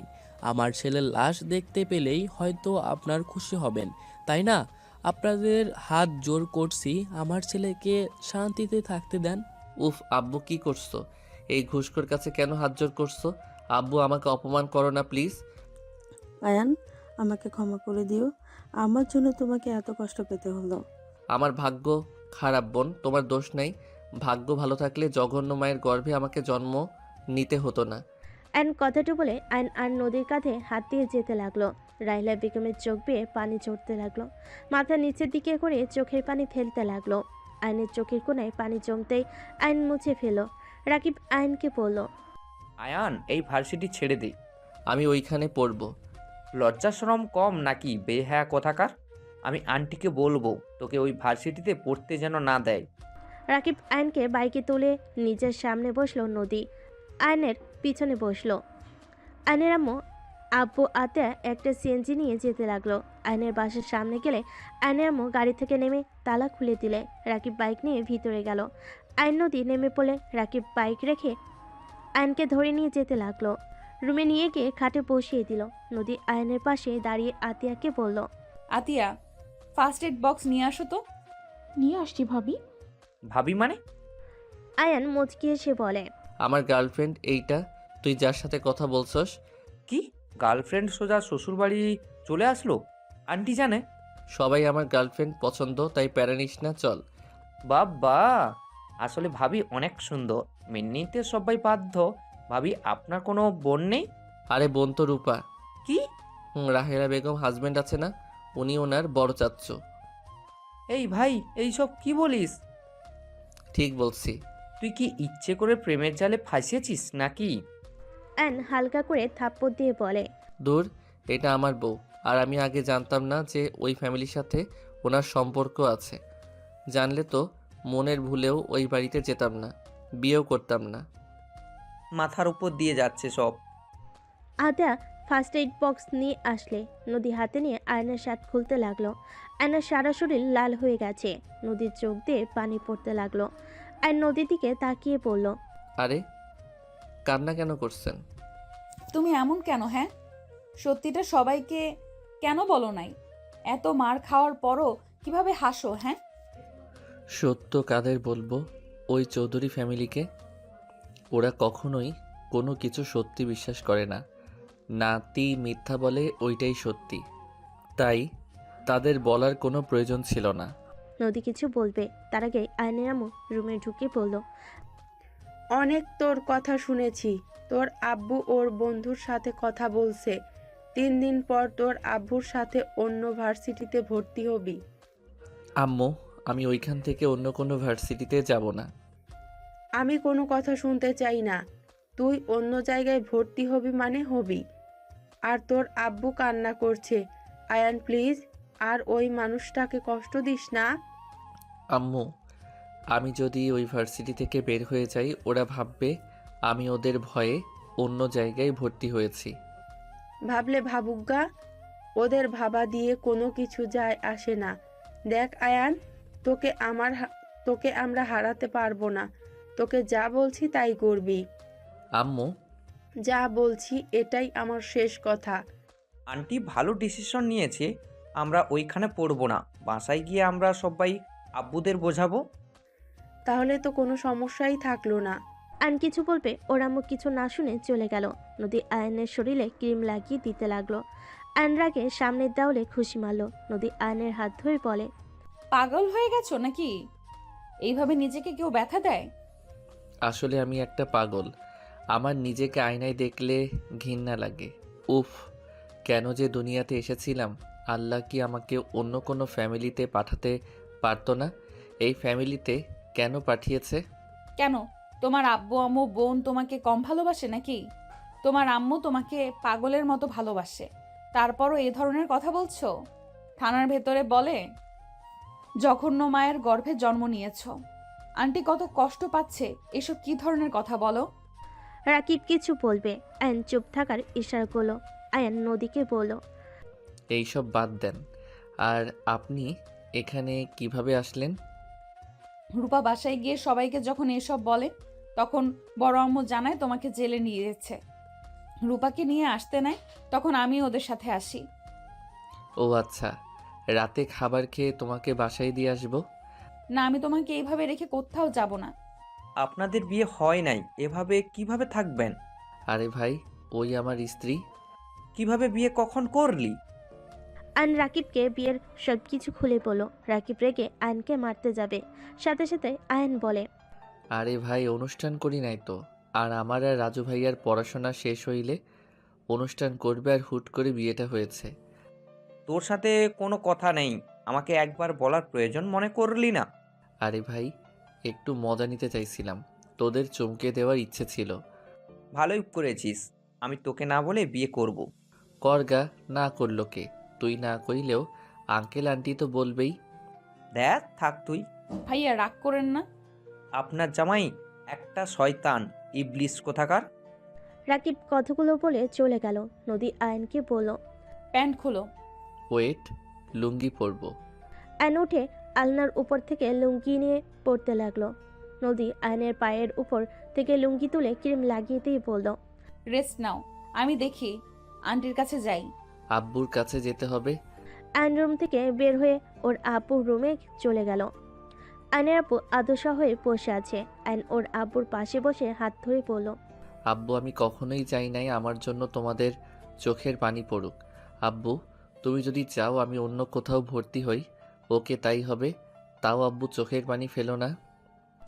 আয়নের কথা শুনে আয়নের আব্বু কান্না করতে করতে বলে, জীবনের সব থেকে বড় ভুল ছিল তোমার জন্ম দিয়ে এই দুনিয়াতে আমার। যদি আমি জোর করে তোকে না চাইতাম, আজ হয়তো তোকে এই কষ্ট পেতে হতো না।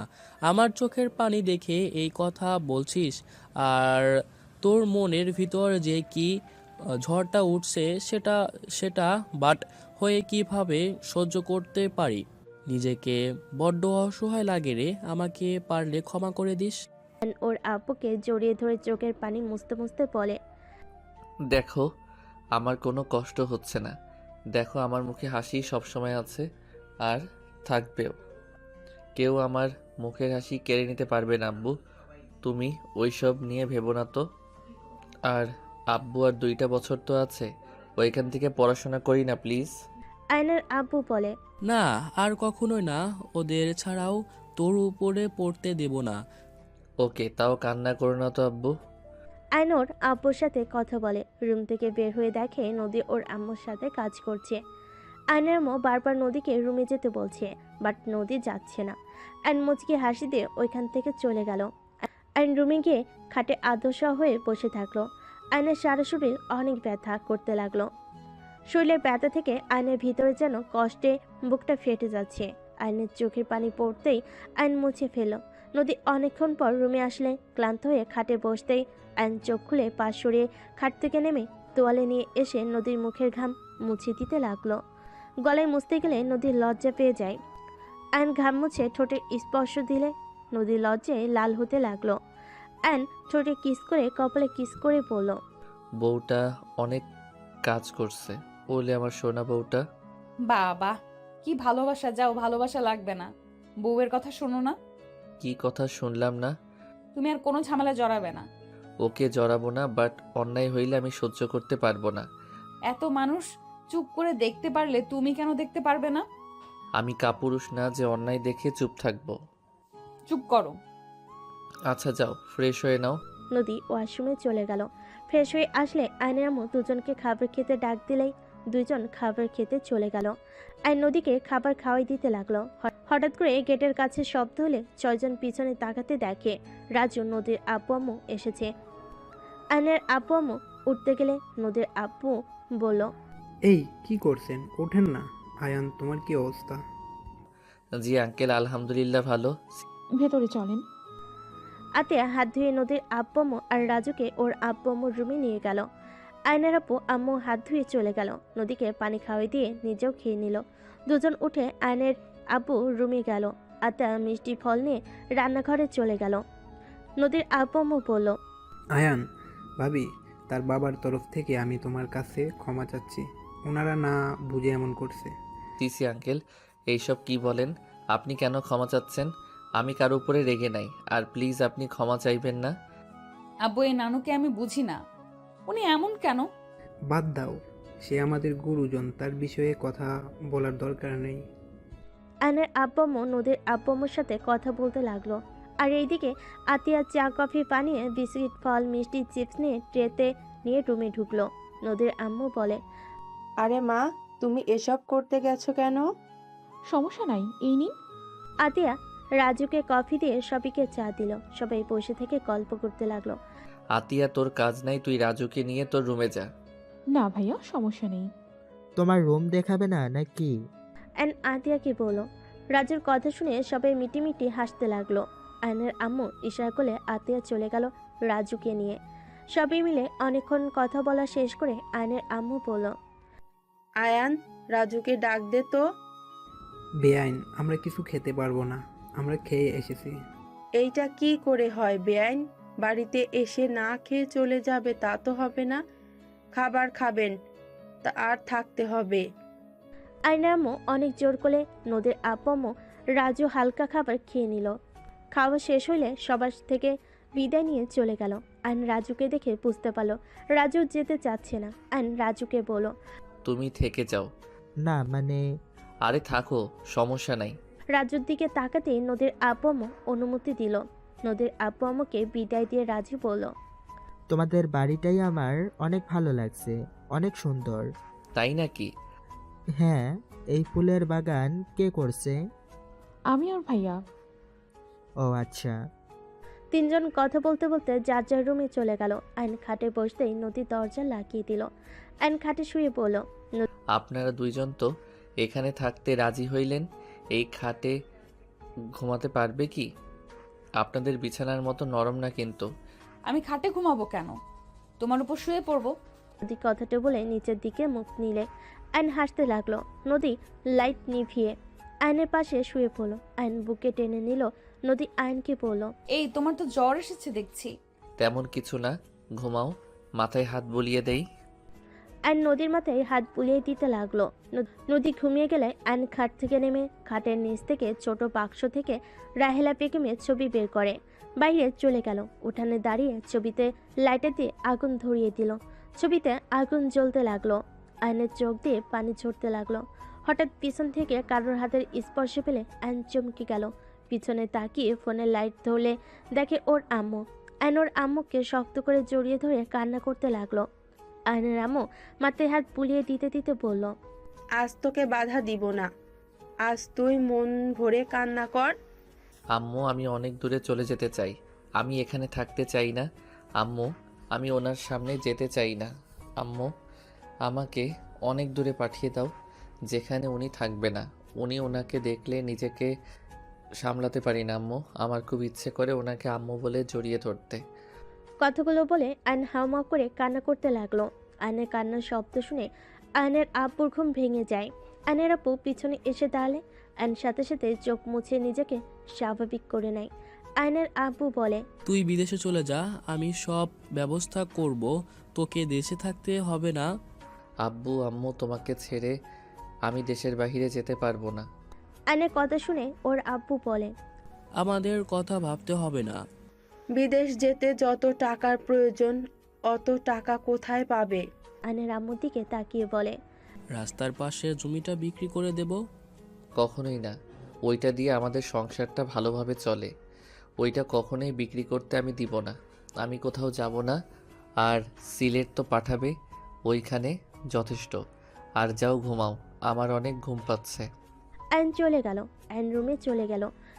আয়ন রুমে গিয়ে উপর হয়ে শুয়ে পড়ল। আয়ন এপাশ ওপাশ করতে করতে ঘুমিয়ে গেল। সকালে চিল্লাপালায় আয়ন নদীর ঘুম ভেঙে গেল। আয়নের সারা শরীর ব্যথায় ভরে গেছে। আয়ন আস্তে আস্তে উঠে নদীকে বলল, বাহিরে কি হয়েছে? কান্নাকাটির শব্দ মনে হচ্ছে। আয়ন নদীর দরজা খুলে বাহিরের দিকে তাকাতে আয়ন যেন থমকে গেল। আয়নের পা যেন চলছে না। আয়ন পড়ে যেতে নিবে, সাথে সাথেই নদী ধরে ফেলো।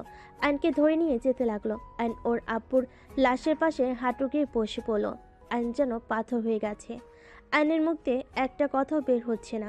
আয়নের আম্মু বলল, আয়ান, তোর আব্বুকে কথা বলতে বল না। এই আয়ান, চুপ করে আছিস কেন? তোর আব্বুকে বল না আমার সাথে কথা বলতে। আয়নকে ধরে কান্না করতে লাগলো। আয়ন অজ্ঞান হয়ে গেল। আয়ন পড়ে গেলে নদীর রাজু ধরে ফেলে। আয়নের মাথায় পানি দিতে লাগলো। আয়নের জ্ঞান ফিরে দেখে রাহিলা বেগম, তার স্বামী, নদী, পুরো ফ্যামিলি এসেছে।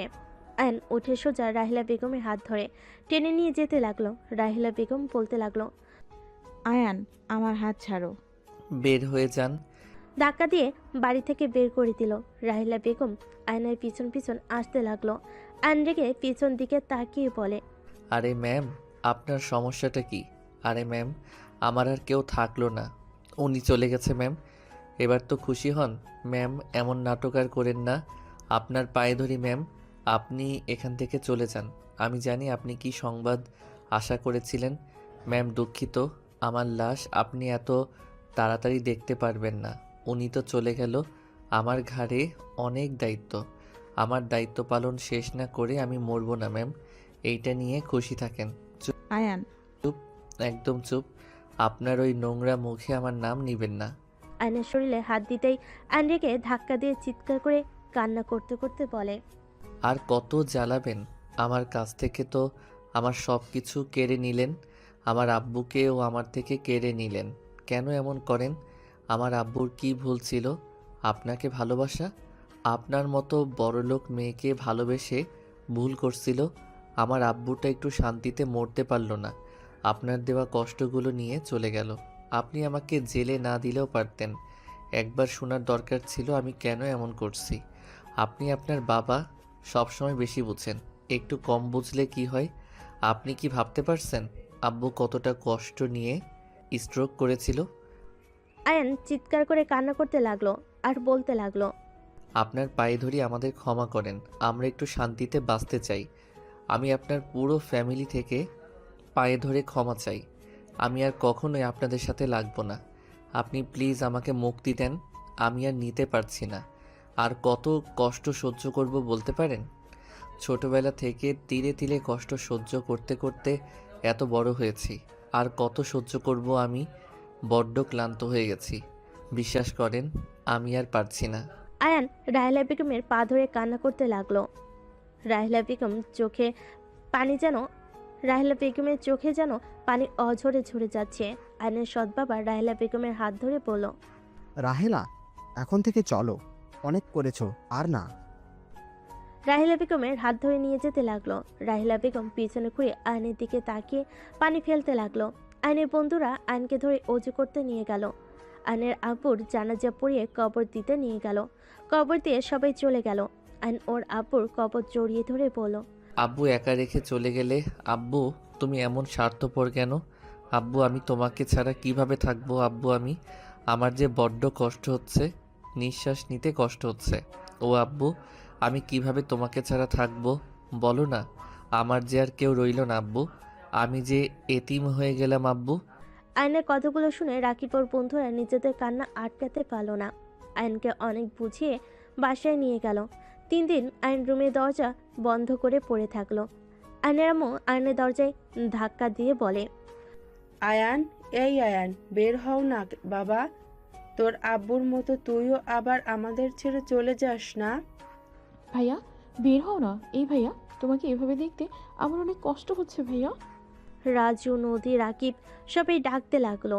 আয়নের ভিতর থেকে কোনো সারা শব্দ না পেয়ে রাকিব রাজু বলে, আগামীকাল তাও কথা বলল, আজ তো কোনো সারা শব্দ দেখছি। আন্টি দরজা ভেঙে ফেললাম। রাকিব রাজু দরজার শেকল ভেঙে ভিতরে ঢুকতে দেখে আয়ন নিচেতে পড়ে আছে, মাথা দিয়ে রক্ত ঝরছে। নদী আয়নের আম্মু দৌড়ে গিয়ে আয়নকে ধরে কান্না করতে লাগলো। আতিয়া কান্না করতে করতে বলল, ভাইয়া, এই ভাইয়া চোখ করো না। হসপিটালে নিয়ে যাওয়া লাগবে, ছড়ো। রাজু আয়নকে কোলে তুলে নিল। রাকিবের বাইকে বসিয়ে যেতে লাগলো। হসপিটালে গেলে ডাক্তার দেখাতে লাগলো। ডাক্তার বলে, ওনার শরীর অনেক দুর্বল আর শরীরে অনেক জ্বর, পড়ে গিয়ে মাথা একটু কেটে গেছে। আমি স্যালাইন দিয়েছি আর ঘুমের ইঞ্জেকশন দিয়েছি। ওনার ঘুমের দরকার আছে। ডাক্তার কিছু মেডিসিন লিখে দিল। রাজু মেডিসিন কিনতে চলে গেলে রাকিবের সাথে। নদী আয়নের আম্মু আতিয়া আয়নের পাশে বসে থাকলো। ওইদিকে রাজুকে ওর আব্বু কল দিলে রাজু বলল, আব্বু আমি আয়ানের জন্য মেডিসিন কিনতে যাচ্ছি, পরে কথা বলবো। আয়ানের কি হয়েছে? ও কি রুম থেকে বের হয়েছে? আয়ান অজ্ঞান হয়ে পড়ে গেছিল, হয়তো চেয়ারে কানের সাথে লেগে মাথায় একটু কেটে গেছে। আর না খেয়ে থাকায় শরীর অনেক দুর্বল আর অনেক জ্বর। বলিস কি? কোন হসপিটালে আছে? রাজু নাম বলে কল কেটে দিল। নদীর আব্বুর কথা শুনে রাহেলা বেগম বলল, আয়নের কি হয়েছে? রাহেলা বেগমের কথা শুনে নদীর আব্বু সব খুলে বলে। রাহেলা বেগমের যাওয়ার জন্য পাগলামি করতে থাকে। আয়নের সৎ আব্বু বলে, রাহেলা পাগলামি করবে না। আয়ান তোমাকে সহ্য করতে পারছে না, বোঝার চেষ্টা করো। ওই তোমাকে দেখলে আরও অসুস্থ হয়ে পড়বে, উত্তেজিত হয়ে যাবে, বোঝার চেষ্টা করো। আমি কি করলে ওই আমাকে ক্ষমা করে দিবে?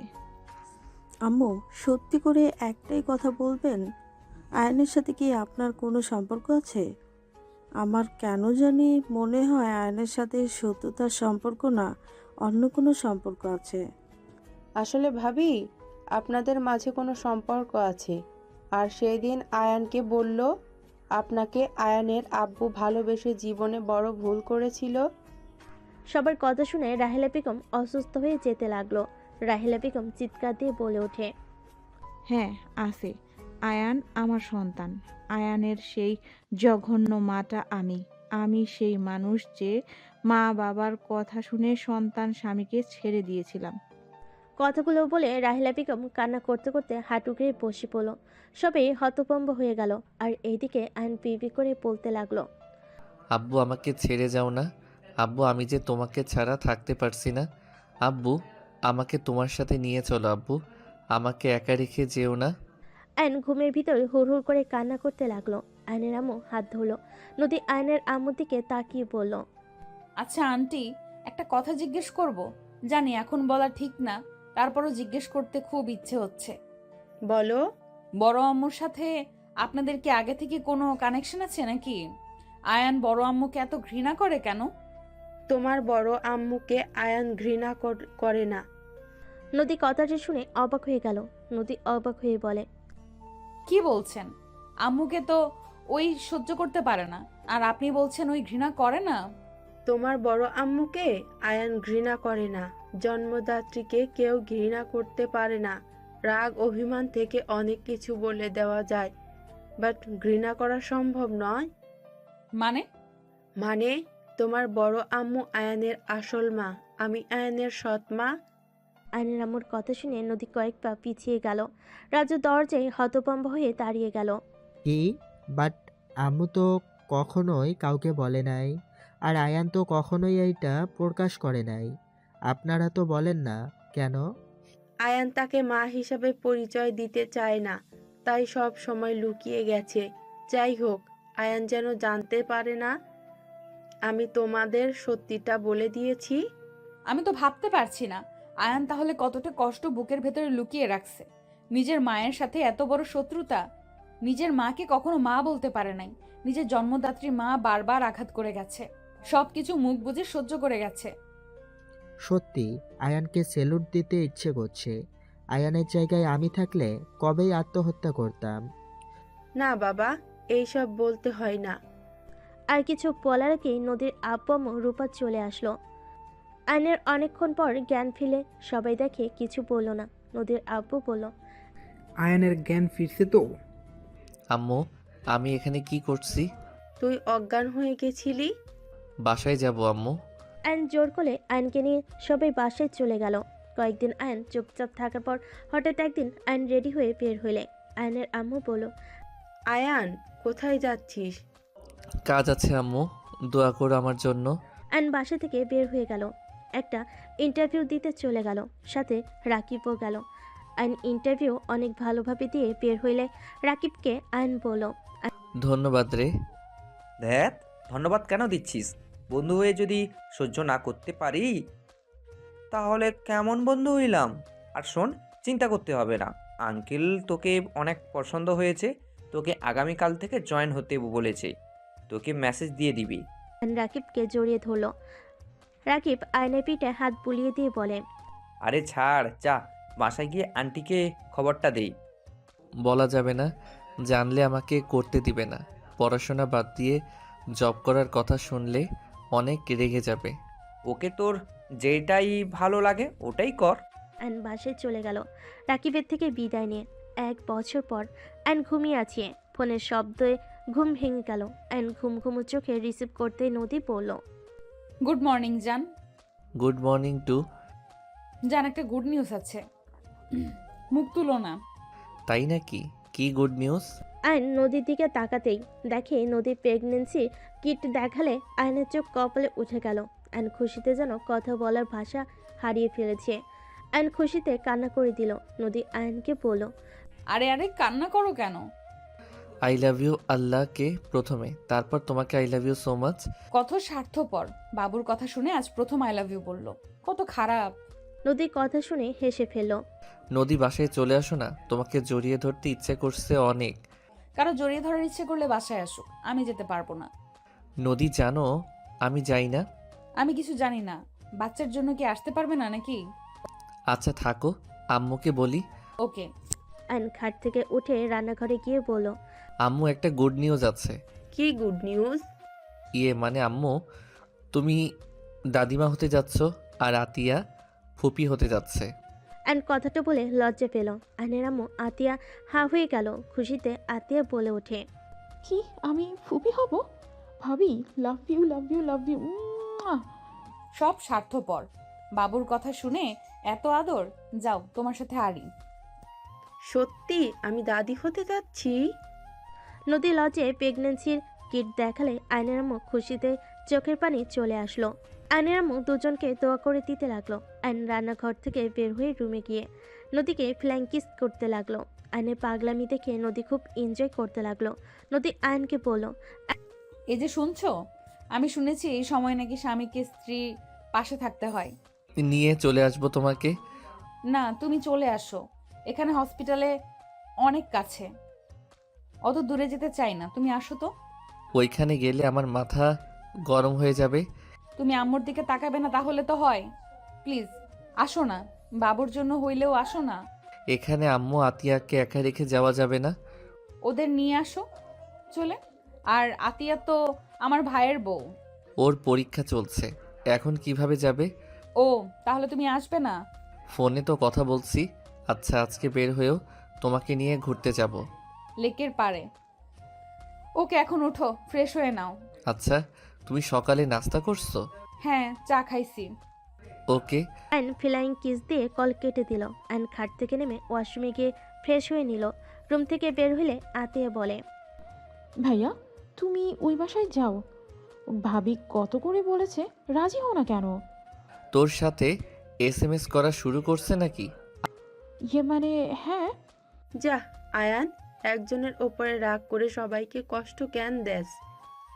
তোর শ্বশুর শাশুড়ি সবাই তোর জন্য মন খারাপ করে।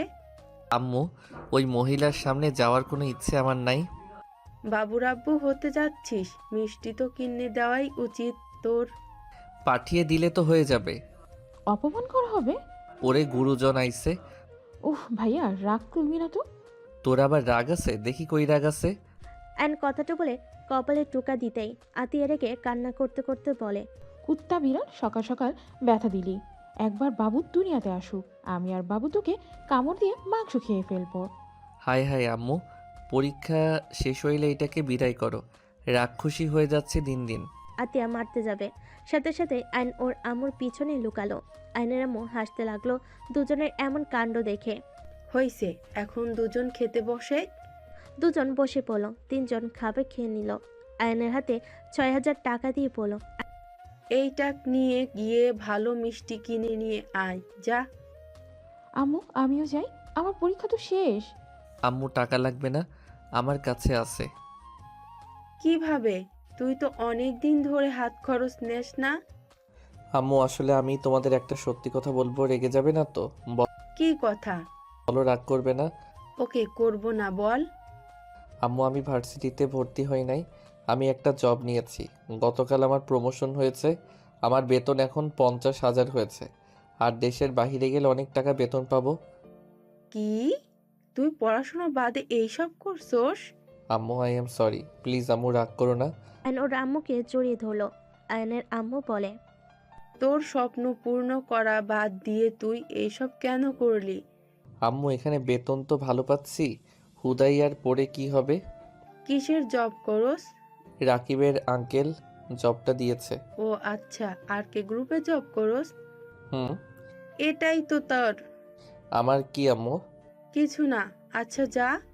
আয়ন রুমে গিয়ে রেডি হয়ে নিল আর ক্রেডিট কার্ড নিয়ে এসে আয়নের আম্মুর হাতে দিয়ে বলল, এখন থেকে আর তুমি কোনো কাজ করবে না, যত খরচ এখান থেকে করবে। তোদের ভবিষ্যতে লাগবে, এইসব রেখে দে। তখন কার ব্যাপার, তখন দেখা যাবে আম্মু। তোমাকে যা বলি তাই করো। আর আম্মু, এই শাড়িটা আর বোনুর জন্য এই 3 পিস কিনেছিলাম, বাট অনেক প্রশ্ন করবে দেখে দেয় নাই। আয়নের আম্মু খুশিতে চোখে পানি চলে আসলো। আতিয়া বলে, ভাইয়া তাহলে আমি এইটা পরে যাব? আতিয়া খুশি হয়ে 3 পিস নিয়ে চলে গেল। আয়নের আম্মু আয়নের কপালে চুমু দিল। অনেক বড় হও বাপ আমার, বৌমার জন্য কিছু কিনস নাই? ওনাকে পাইল কিনে দিয়েছিলাম, উনি এইগুলো চয়েস করে দিয়েছে। বৌমা জানে? হুম। ওকে, যা তাহলে। আতিয়া রেডি হতে লাগলো। আয়ন চেয়ারে বসে অপেক্ষা করতে লাগলো। আতিয়া বের হলে আয়ন মাথায় হালকা থাপ্পড় দিয়ে বলে, এত সময় লাগে? এত সেজে কি হয়েছে, ভূতনির মতো লাগছে। আম্মু আমি কিন্তু যাব না। ওকে, যাস না, থাক জায়গা। আয়ন চলে যেতে নিলে আতিয়া পিছন পিছন যেতে লাগলো। আয়নের আম্মু হাসতে লাগলো। দুজনকে এগিয়ে দিয়ে বাসে চলে আসলো। আয়ন আতিয়া সিএনজিতে উঠে যেতে লাগলো। সামনে গিয়ে ভাবলো মিষ্টি কিনে নিল। 10 কেজি মিষ্টি কিনে আয়ন আতিয়া বের হয়ে গেল। নদীদের বাসের সামনে গিয়ে নেমে ভাড়া দিয়ে দুজন ভিতরে ঢুকলো। সদর দরজা গিয়ে নক করলে রাজু দরজা খুলে দিয়ে আতিয়াকে দেখে বলল, আরে বিবিজান যে। আতিয়াকে জড়িয়ে ধরতে যাবে, সাথে সাথে আয়ন কাশি দিলে। রাজু লজ্জায় আয়নকে জড়িয়ে ধরে পড়ল। আরে তুমি এসেছো, আরে ভেতরে চলো। আয়নকে ধরে ভিতরে নিয়ে যেতে লাগলো। আতিয়া লজ্জায় লাল হয়ে যেতে লাগলো। আয়ন ভিতরে গেলে সবাই অবাক হয়ে তাকালো। আয়ন সালাম দিয়ে সবাই সালামের উত্তর নিল। রাহলা বেগম আয়নকে কিছু বলতে কেউ বলতে পারল না।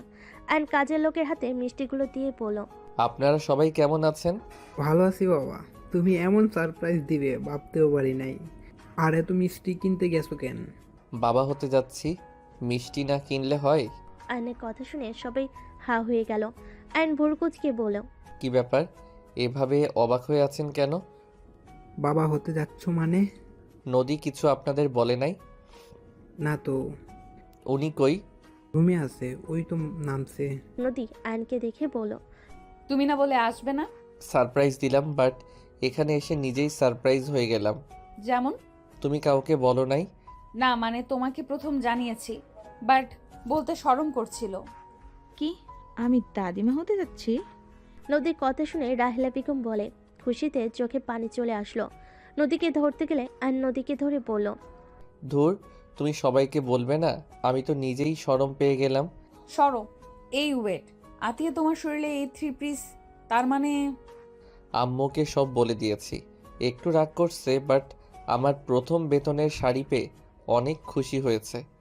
যাক, তাহলে তো অনেক ভালো। ধন্যবাদ ভাবি 3 পিসটা পছন্দ করে দেওয়ার জন্য। তোমার পছন্দ হয়েছে? হুম। আতিয়া নদীকে জড়িয়ে ধরে বলে, ভাবি বলেন তো, আমাকে কি এই সুন্দর লাগছে না? হ্যাঁ, অনেক সুন্দর লাগছে তো। এই ভূত আমাকে মারছে ধরে আর বলছে আমাকে নাকি পেতনির মতো লাগছে। আতিয়ার কথা শুনে সবাই ফিক করে হেসে দিল। রাজু আতিয়াকে বলল, আমি একটু দেখি কেমন লাগছে। আরে রাজু, দেখো দেখো, ওরে পেতনির মতো লাগছে। দূর, তুমি আমার বোনটার পেছনে লাগো কেন? লাগতে দাও ভাবি, বাবু একবার দুনিয়াতে আসুক, আমরা দুইজন মিলে ওকে শান্তিতে থাকতেই দিব না। আমি ভয় পেয়ে গেছি। সবাই হেসে দিলে হঠাৎ করে পিছন থেকে রাইমা তার স্বামী এসে বলল, আয়ান কেমন আছো? আয়ন পিছনে ঘুরে মুখে হাসি রেখে বলে, জি আলহামদুলিল্লাহ, অনেক ভালো। আয়ান সরি। হঠাৎ? আয়ান তোমার হাতটা একবার ধরো। কেন? আপনার হঠাৎ কি হলো? আর সবার সামনে কি যাতা বলছেন? আমি আমার স্বামীকে সব কিছু বলে দিয়েছি। মানে কি? আপনি কি বোঝাতে চান? এই শুনেন, আপনাকে আর ওই ম্যামকে আমি ঘৃণা করি। বুঝতে পারছেন? আমি ঘৃণা করতে শিখে গেছি। Just I hate you. আয়নের কথা শুনে রাইমার চোখে পানি টলমল করতে লাগলো। রাইমা নিজের মুখে হাসি টেনে বলল, ধন্যবাদ। আমিও চাই তুমি আমাকে ঘৃণা করো। ও হ্যাঁ, কংগ্রেস। আমি শুনলাম তুমি বাবা হতে চলেছো, ভালো হয়েছে। আমিও মা হতে চলেছি। অভিনন্দন। কি ভাবি, আপনিও মা হতে চলেছেন? আমি আপনাকে বললাম আর আপনি আমাকে বললেন না। আরে সারপ্রাইজ দিতে চেয়েছিলাম, বাট তোমারটা শুনে আমি নিজেই অনেকটাই খুশি হয়েছি। নদী, আমাদের ছেলে মেয়ে হইলে আমরা বিয়াই হব, কি বলো? বাহ, তাহলে অনেক ভালো হবে। কখনোই না। এর সাথে কি আমার হবু সন্তানকে ঘৃণা করে নাকি? না, আপনার সন্তান তো ভাইয়ার রক্ত। আমি কেন বাবুকে ঘৃণা করব? আমি চাই না আপনি আমার সন্তানের শাশুড়ি হন। আপনি যেমন আপনার সৎ শাশুড়ি তেমন। আপনাদের দুইজনের ভিতরে কোনো পার্থক্য নাই। আমি শুধু ভাইয়া আর ছোট আব্বুর কথা ভাবি। আয়ান আমাকে কি বললে? কেন ছোট আব্বু বললাম? আয়নের সদাব্বর চোখে পানি চলে আসলো খুশিতে। আয়নের কাছে এসে জড়িয়ে ধরে কপালে চুমু দিয়ে বলে, আমাকে যদি আব্বু ভাবো তাহলে আমার সাথে কথা কেন বলো না? আমি তো ভেবেছিলাম তুমি আমাকে ঘৃণা করো। না, আপনি অনেক ভালো। আমি অন্য ছেলে জেনেও আমাকে আপনি সব সময় প্রোটেকশন দিতেন। আমি এইসব জানি শুধুমাত্র ওই মহিলার জন্য আপনার সাথে আমি কথা বলি নাই। আয়ান, তোমার আম্মু তোমাকে অনেক ভালোবাসে। হ্যাঁ, আমার আম্মু আমাকে ভালোবাসে তো। ওই তো আমার আম্মু কল দিয়েছে। আয়ন কল রিসিভ করে কথা বলতে লাগলো। আম্মু, দুইজন পৌঁছে গেছি। তুমি ভেবো না তো? তুই রেগে যাস নাই তো? একদম না। এখানে সবাই আছে, জিজ্ঞেস করতে পারো। আমি একদম কারোর সাথে ঝগড়াও করি নাই। শান্ত ছেলে হয়ে আছি। গুড। আচ্ছা রাখছি, বড় আপার বাসায় যাব। আচ্ছা যাও। আয়ন কল কেটে দিল। রাহিলা বেগম কিছু না বলে নিচের দিকে তাকিয়ে থাকে। নদীর আম্মু বলে, অনেক কথা হয়েছে। নদী, আয়নকে নিয়ে রুমে যা। আর আতিয়া, তুমি তোমার রুমে যাও। নদীর সাথে আয়ন রুমে যেতে লাগলো। রাইমা আয়নের চলে যাওয়ার দিকে তাকিয়ে থাকলো। রাহিলা বেগম বলে উঠল, আয়নের সাথে তোমার কি সম্পর্ক? কিছু না আম্মু। কি লুকাচ্ছ? আয়ান তোমাকে কেন ঘৃণা করে? আপনি যেমন আয়ানের প্রিয় ছিলেন, তেমন আমিও ছিলাম কোনো এক সম্পর্কে। আপনি যেমন কাজ করছেন, আমিও তার সাথেই নাটক করে গেছি, তার সাথে গেম খেলেছি। রাইমা কথাগুলো বলে চোখের পানি মুছতে মুছতে চলে গেল। আয়ন নদীর রুমে ঢুকতেই আয়নকে নদী বলল, রাইমা ভাবি তোমার এক্স গার্লফ্রেন্ড, তাই না? নদীর কথা শুনে অবাক হয়ে গেল আয়ন। নদীর দিকে তাকাতেই নদী বলল, তোমার রুম পরিষ্কার করতে গিয়ে ডায়েরি থেকে ভাবির ছবি পেয়েছিলাম। যখন ডায়েরি পড়ি তখন সব জানতে পারি। আমি এটাও জানি তুমি বড় আম্মুকে অনেক ভালোবাসো। আমি এখন 4 জনকে ভালোবাসি। 1 আম্মু, 2 তুমি, আমার বোন, আর যে পৃথিবীতে আসতে যাচ্ছে তাকে। এই 4 জন আমার সব, আর কেউ না। এটাও জানি তুমি আমাকে এখন অনেক ভালোবাসো। প্রথমে লোক দেখানো ভালোবাসা দেখাতে। নদীর কথা শুনে আয়ন চুপ করে থাকলো। নদী আয়নের পাশে বসে বলল, আমি অতীত নিয়ে কোনো কথা তুলতে চাই না, বাট তুমি আমার থেকে না লুকালেও পারতে। আমি কারো পরিচয় দিতে চাই নাই, আর তুমি আমার ভবিষ্যৎ। আমি অতীতের কিছু মনে করতে চাই না। যাই হোক, যাও ফ্রেশ হয়ে নাও। আয়ন ওয়াশরুমে চলে গেল। ফ্রেশ হয়ে বের হইলে নদীর আম্মু খাবার দিয়ে চলে গেল। নদী আয়নকে বলল, খেয়ে নাও। ক্ষুধা নাই। খেয়ে নিতে বলছি, খেয়ে নাও। খাবারের প্লেট হাতে নিয়ে নদীর দিকে লোকমা দিলে নদী কিছু না বলে খেতে লাগলো। দুজন খাওয়া শেষ করে বাসা থেকে বের হয়ে গেল। দুজন সারাদিন ঘুরে সন্ধ্যায় বাসে আসলো। অ্যান্ড সোফায় বসে সবার সাথে বসে গল্প করতে লাগলো। নদীর আব্বু বলল, আয়ান, তোমার আম্মুর সাথে কথা বলা লাগছিল, ওনার ফোন তো বন্ধ পাচ্ছে। খালামণির বাসায় গেছে হয়তো, ফোনে চার্জ নাই। ও আচ্ছা। যদি খুব দরকার হয় তাহলে আমি কল দিচ্ছি, ওয়েট। আয়ন ওর খালামণিকে ফোন দিয়ে কিছুক্ষণ কথা বলে। আয়নের আম্মুর কাছে দিলে আয়নের আম্মু বলল, তুই আবার রেগে গেছস নাকি? রাগি নাই। ফোন কি হয়েছে? আর বলিস না, ফোনের চার্জ শেষ হয়ে গেছিল, চার্জে কেবল দিলাম। জানতাম আমি। যাই হোক, আঙ্কেল কথা বলবে। আয়ন ফোনটা দিয়ে বলল। আচ্ছা কথা বলেন, আমি রুমে যাই। আয়ন ফোনটা দিয়ে চলে গেল। রুমে গিয়ে ফ্রেশ হয়ে নদীকে পিছন থেকে জড়িয়ে ধরে ঘাড়ে নাক ডুবিয়ে দিয়ে ঘ্রাণ নিতে লাগলো। নদী চোখ বন্ধ করে বলল, কি হয়েছে? তোমাকে এভাবে সারা জীবন জড়িয়ে ধরে থাকতে ইচ্ছে করছে। তাই? আমি তো তোমারই আছি, এভাবে ধরে রাখার দরকার নাই। আমি কখনো তোমাকে ছেড়ে যাব না। তাই তো। আয়ন নদীকে ছেড়ে সামনের দিকে ঘুরিয়ে কপালে চুমু দিল। আয়ন নদী ঠোঁটের কাছে যাবে, সাথে সাথে রাইমা কেসে উঠল। আয়ন সাথে সাথে নদীর থেকে দূরে দাঁড়িয়ে পড়ল। কিছু বলবে না? সরি, ভুল সময় এসেছি। হ্যাঁ, হাব্বু ফোন দিল, এই নাও। রাইমা ফোনটা দিয়ে চলে গেল। আয়ন ফোন হাতে নিয়ে খাটের উপরে বসে বলল, আচ্ছা শোনো, বাসায় চলে যাব, সকালে ডিউটি আছে। আবার কবে আসবে? কল দিব। আসবো না। যাওগা। আয়ন নদীকে পিছন থেকে জড়িয়ে ধরে বলে, রাগ করো না জান, আসার চেষ্টা করব তো। নদীর কপালে চুমু দিয়ে বের হয়ে গেল। আতিয়াকে কল দিলে আতিয়া নিচে আসলো। আয়ন সবার থেকে বিদায় নিয়ে আতিয়াকে নিয়ে চলে গেল। আয়ন বাসে গিয়ে সোজা ঘুমিয়ে গেল। সকালে ঘুম থেকে উঠে রেডি হয়ে বের হইলে আয়নের আম্মু বলল, আয়ান, অফিস 2 দিনের জন্য ছুটি নিস তো। কেন? তোদের অনুষ্ঠান করা হবে। ও হ্যাঁ, 3 দিন পর হোটেলে যেতে হবে, হোটেলে অনুষ্ঠান হবে। ও আচ্ছা। আয়ন কথাটা বলে চলে গেল। আয়ন অফিস করে সন্ধ্যায় বাসে এসে নদীকে কল দিয়ে কথা বলতে লাগলো। 3 দিন পর সকালে উঠে সবাই হোটেলে চলে গেল। আয়ন রাজু বর্ষে চলে গেল। রাকিব আয়নের কানে কানে বলে, শালা বাসর ঘরে কি করবি, তার থেকে আমাদের সাথে আড্ডা দিস। ফালতু ছাড়। যাক বাবা, ফালতু হয়ে গেলাম। ভালো কথা বললেও কোনো দাম নেই। পটা যা। রাকিব চলে গেল। রাজু আয়ন দুজনের পাশে বসে থেকে নতুন করে আবার বিয়ে পড়ানো শুরু করলো। বিয়ে পড়ানো শেষ হলে সবার সাথে কুশল বিনিময় করে আয়ন বাসর ঘরে গিয়ে বলল, আসসালামু আলাইকুম বিবিজান। নদী কোনো কথা না বলে খাটে বসে থাকলো। আয়ন নদীর পাশে বসে বলল, কি ব্যাপার বাবু, রাগ করছো নাকি? ওলে ওলে, দেখি আমার বাবুটা কত রাগ করছে। আয়ন কথাটা বলে যে নদীর ঘোমটা তুলে কিস করতে যাবে, সাথে সাথে আয়ন ভ্যাবেচাকে খেয়ে গেল। সবাই খিলখিল করে হেসে বের হইল পদ্মার আড়াল থেকে। আয়ন ভুরুকুচকে তাকিয়ে বলল, আরে বউ, কোথায় যাও? নতুন জিনিস, আহ কি মজা, পুরনোটা দিয়ে কোনো লাভ নাই। আয়ন নদীর কাজিনের হাত ধরতেই মেয়ে বলে, না না ভাইয়া ছাড়েন আমাকে, এইসব আপুদের প্ল্যানচিট আমাকে জোর করে এখানে বসিয়ে দিয়েছে। আরে দিয়েছে, আসো বাসরটা করে নেই। ওই ফাজিল, ওর হাত ছাড়ো। নদীর কণ্ঠ শুনে সাথে সাথে হাত ছেড়ে দিল। নদীর দিকে তাকিয়ে বলল, সরি, মজা করছি তো। আর একবার এমন মজা করতে দেখলে খবর আছে তোমার। আর করব না। আয়নের কথা বলার ধরন দেখে সবাই হাসতে লাগলো। সবাই ওদের একা রেখে চলে গেল। আয়ন দরজা লাগিয়ে দিয়ে নদীর কাছে গিয়ে পিছন থেকে জড়িয়ে ধরলো। কি আর করব, বাসর তো আগেই করছি, চলো দুইজন মিলে চাঁদ দেখি। আয়ান, আজকে তোমার থেকে একটা জিনিস চাইবো, দিবে? কি চাও বলো? আমাকে প্রমিস করো তুমি আমাকে দিবে যা চাইবো। ওকে, প্রমিস করলাম, বলো। আয়ান, বড় আম্মুকে তুমি ক্ষমা করে দাও।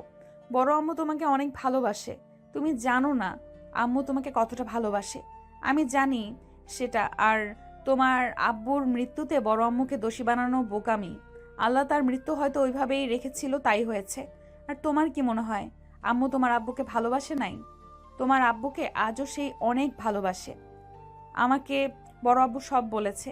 বড় আব্বু আম্মুকে বিয়ে করেছিল কারণ রূপা আর বড় ভাইয়ার একজন মা দরকার ছিল, তাই তিনি তার সন্তানদের জন্য বিয়ে করেছে। আর বড় আম্মু নানুর জন্য বিয়ে করেছে। নানু আত্মহত্যার ব্ল্যাকমেল করেছিল। অ্যান্ড সব কিছু শুনে কিছু না বলে খাটে ঘুমিয়ে গেল। নদী ডাকলে শুনল না। নদী রেখে একপাশে শুয়ে পড়ল। 9 মাস পর সবাই হসপিটালের সামনে দাঁড়িয়ে আছে। অ্যান্ড পায়চারি করছে। বাচ্চার কান্নার শব্দ শুনে সবার মুখে হাসি ফুটে উঠল।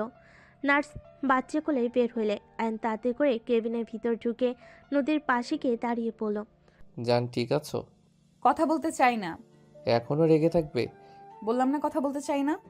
আয়ন সবে কেবিনে ঢুকলো। সবাই এক এক করে বাচ্চাকে কোলে নিল।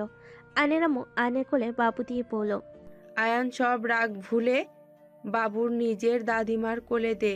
উনি তোর ভয়ে কোলে নিতে গেলেও নিতে পারলো না। আয়ন রাহেলা বেগমের দিকে তাকাতে দেখে অসহায়ভাবে তাকিয়ে আছে।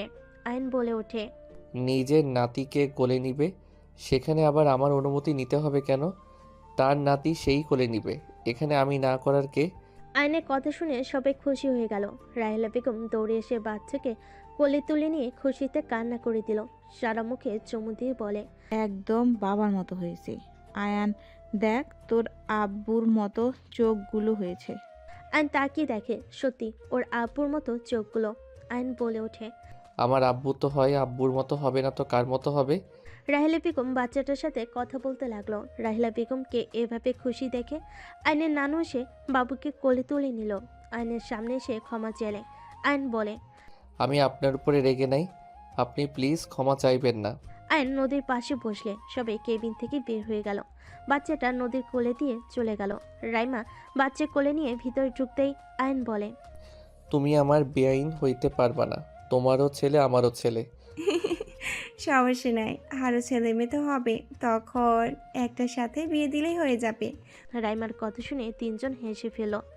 আয়ন রাইমার ছেলেকে কোলে নিয়ে আদর করতে লাগলো। রাইসা আয়নের ছেলেকে কোলে নিয়ে বলে, আমার মতো তো হচ্ছে দেখছি, হাত পা সব, বাট বাপের মতো মোটেও হয়নি, খালি রেগে যায়। ওই আমি রেগে যাই নাকি তুমি? বাবা কখনোই মায়ের মতো হবে না, বুঝলে? তোমার আম্মু একটা শাকচুন্নি। আয়ন কথাটা বলে জিভ্ভায় কামড় দিলে রাইমা রেগে গেলে আবার শান্ত হয়ে বলে, কিছু কইলে না? রাইমা ভেঙচি দিয়ে চলে গেল। আয়নের কোল থেকে রাইমার ছেলেকে ও কোলে নিয়ে চলে গেল। আয়ন নদীর পাশে বসে পড়ল। এখনো রেগে থাকবে? নদী কিছু না বলে সোজা আয়নের মাথার পিছনে ধরে ঠোঁট বসিয়ে দিল। আয়ন মুচকি হেসে দিল।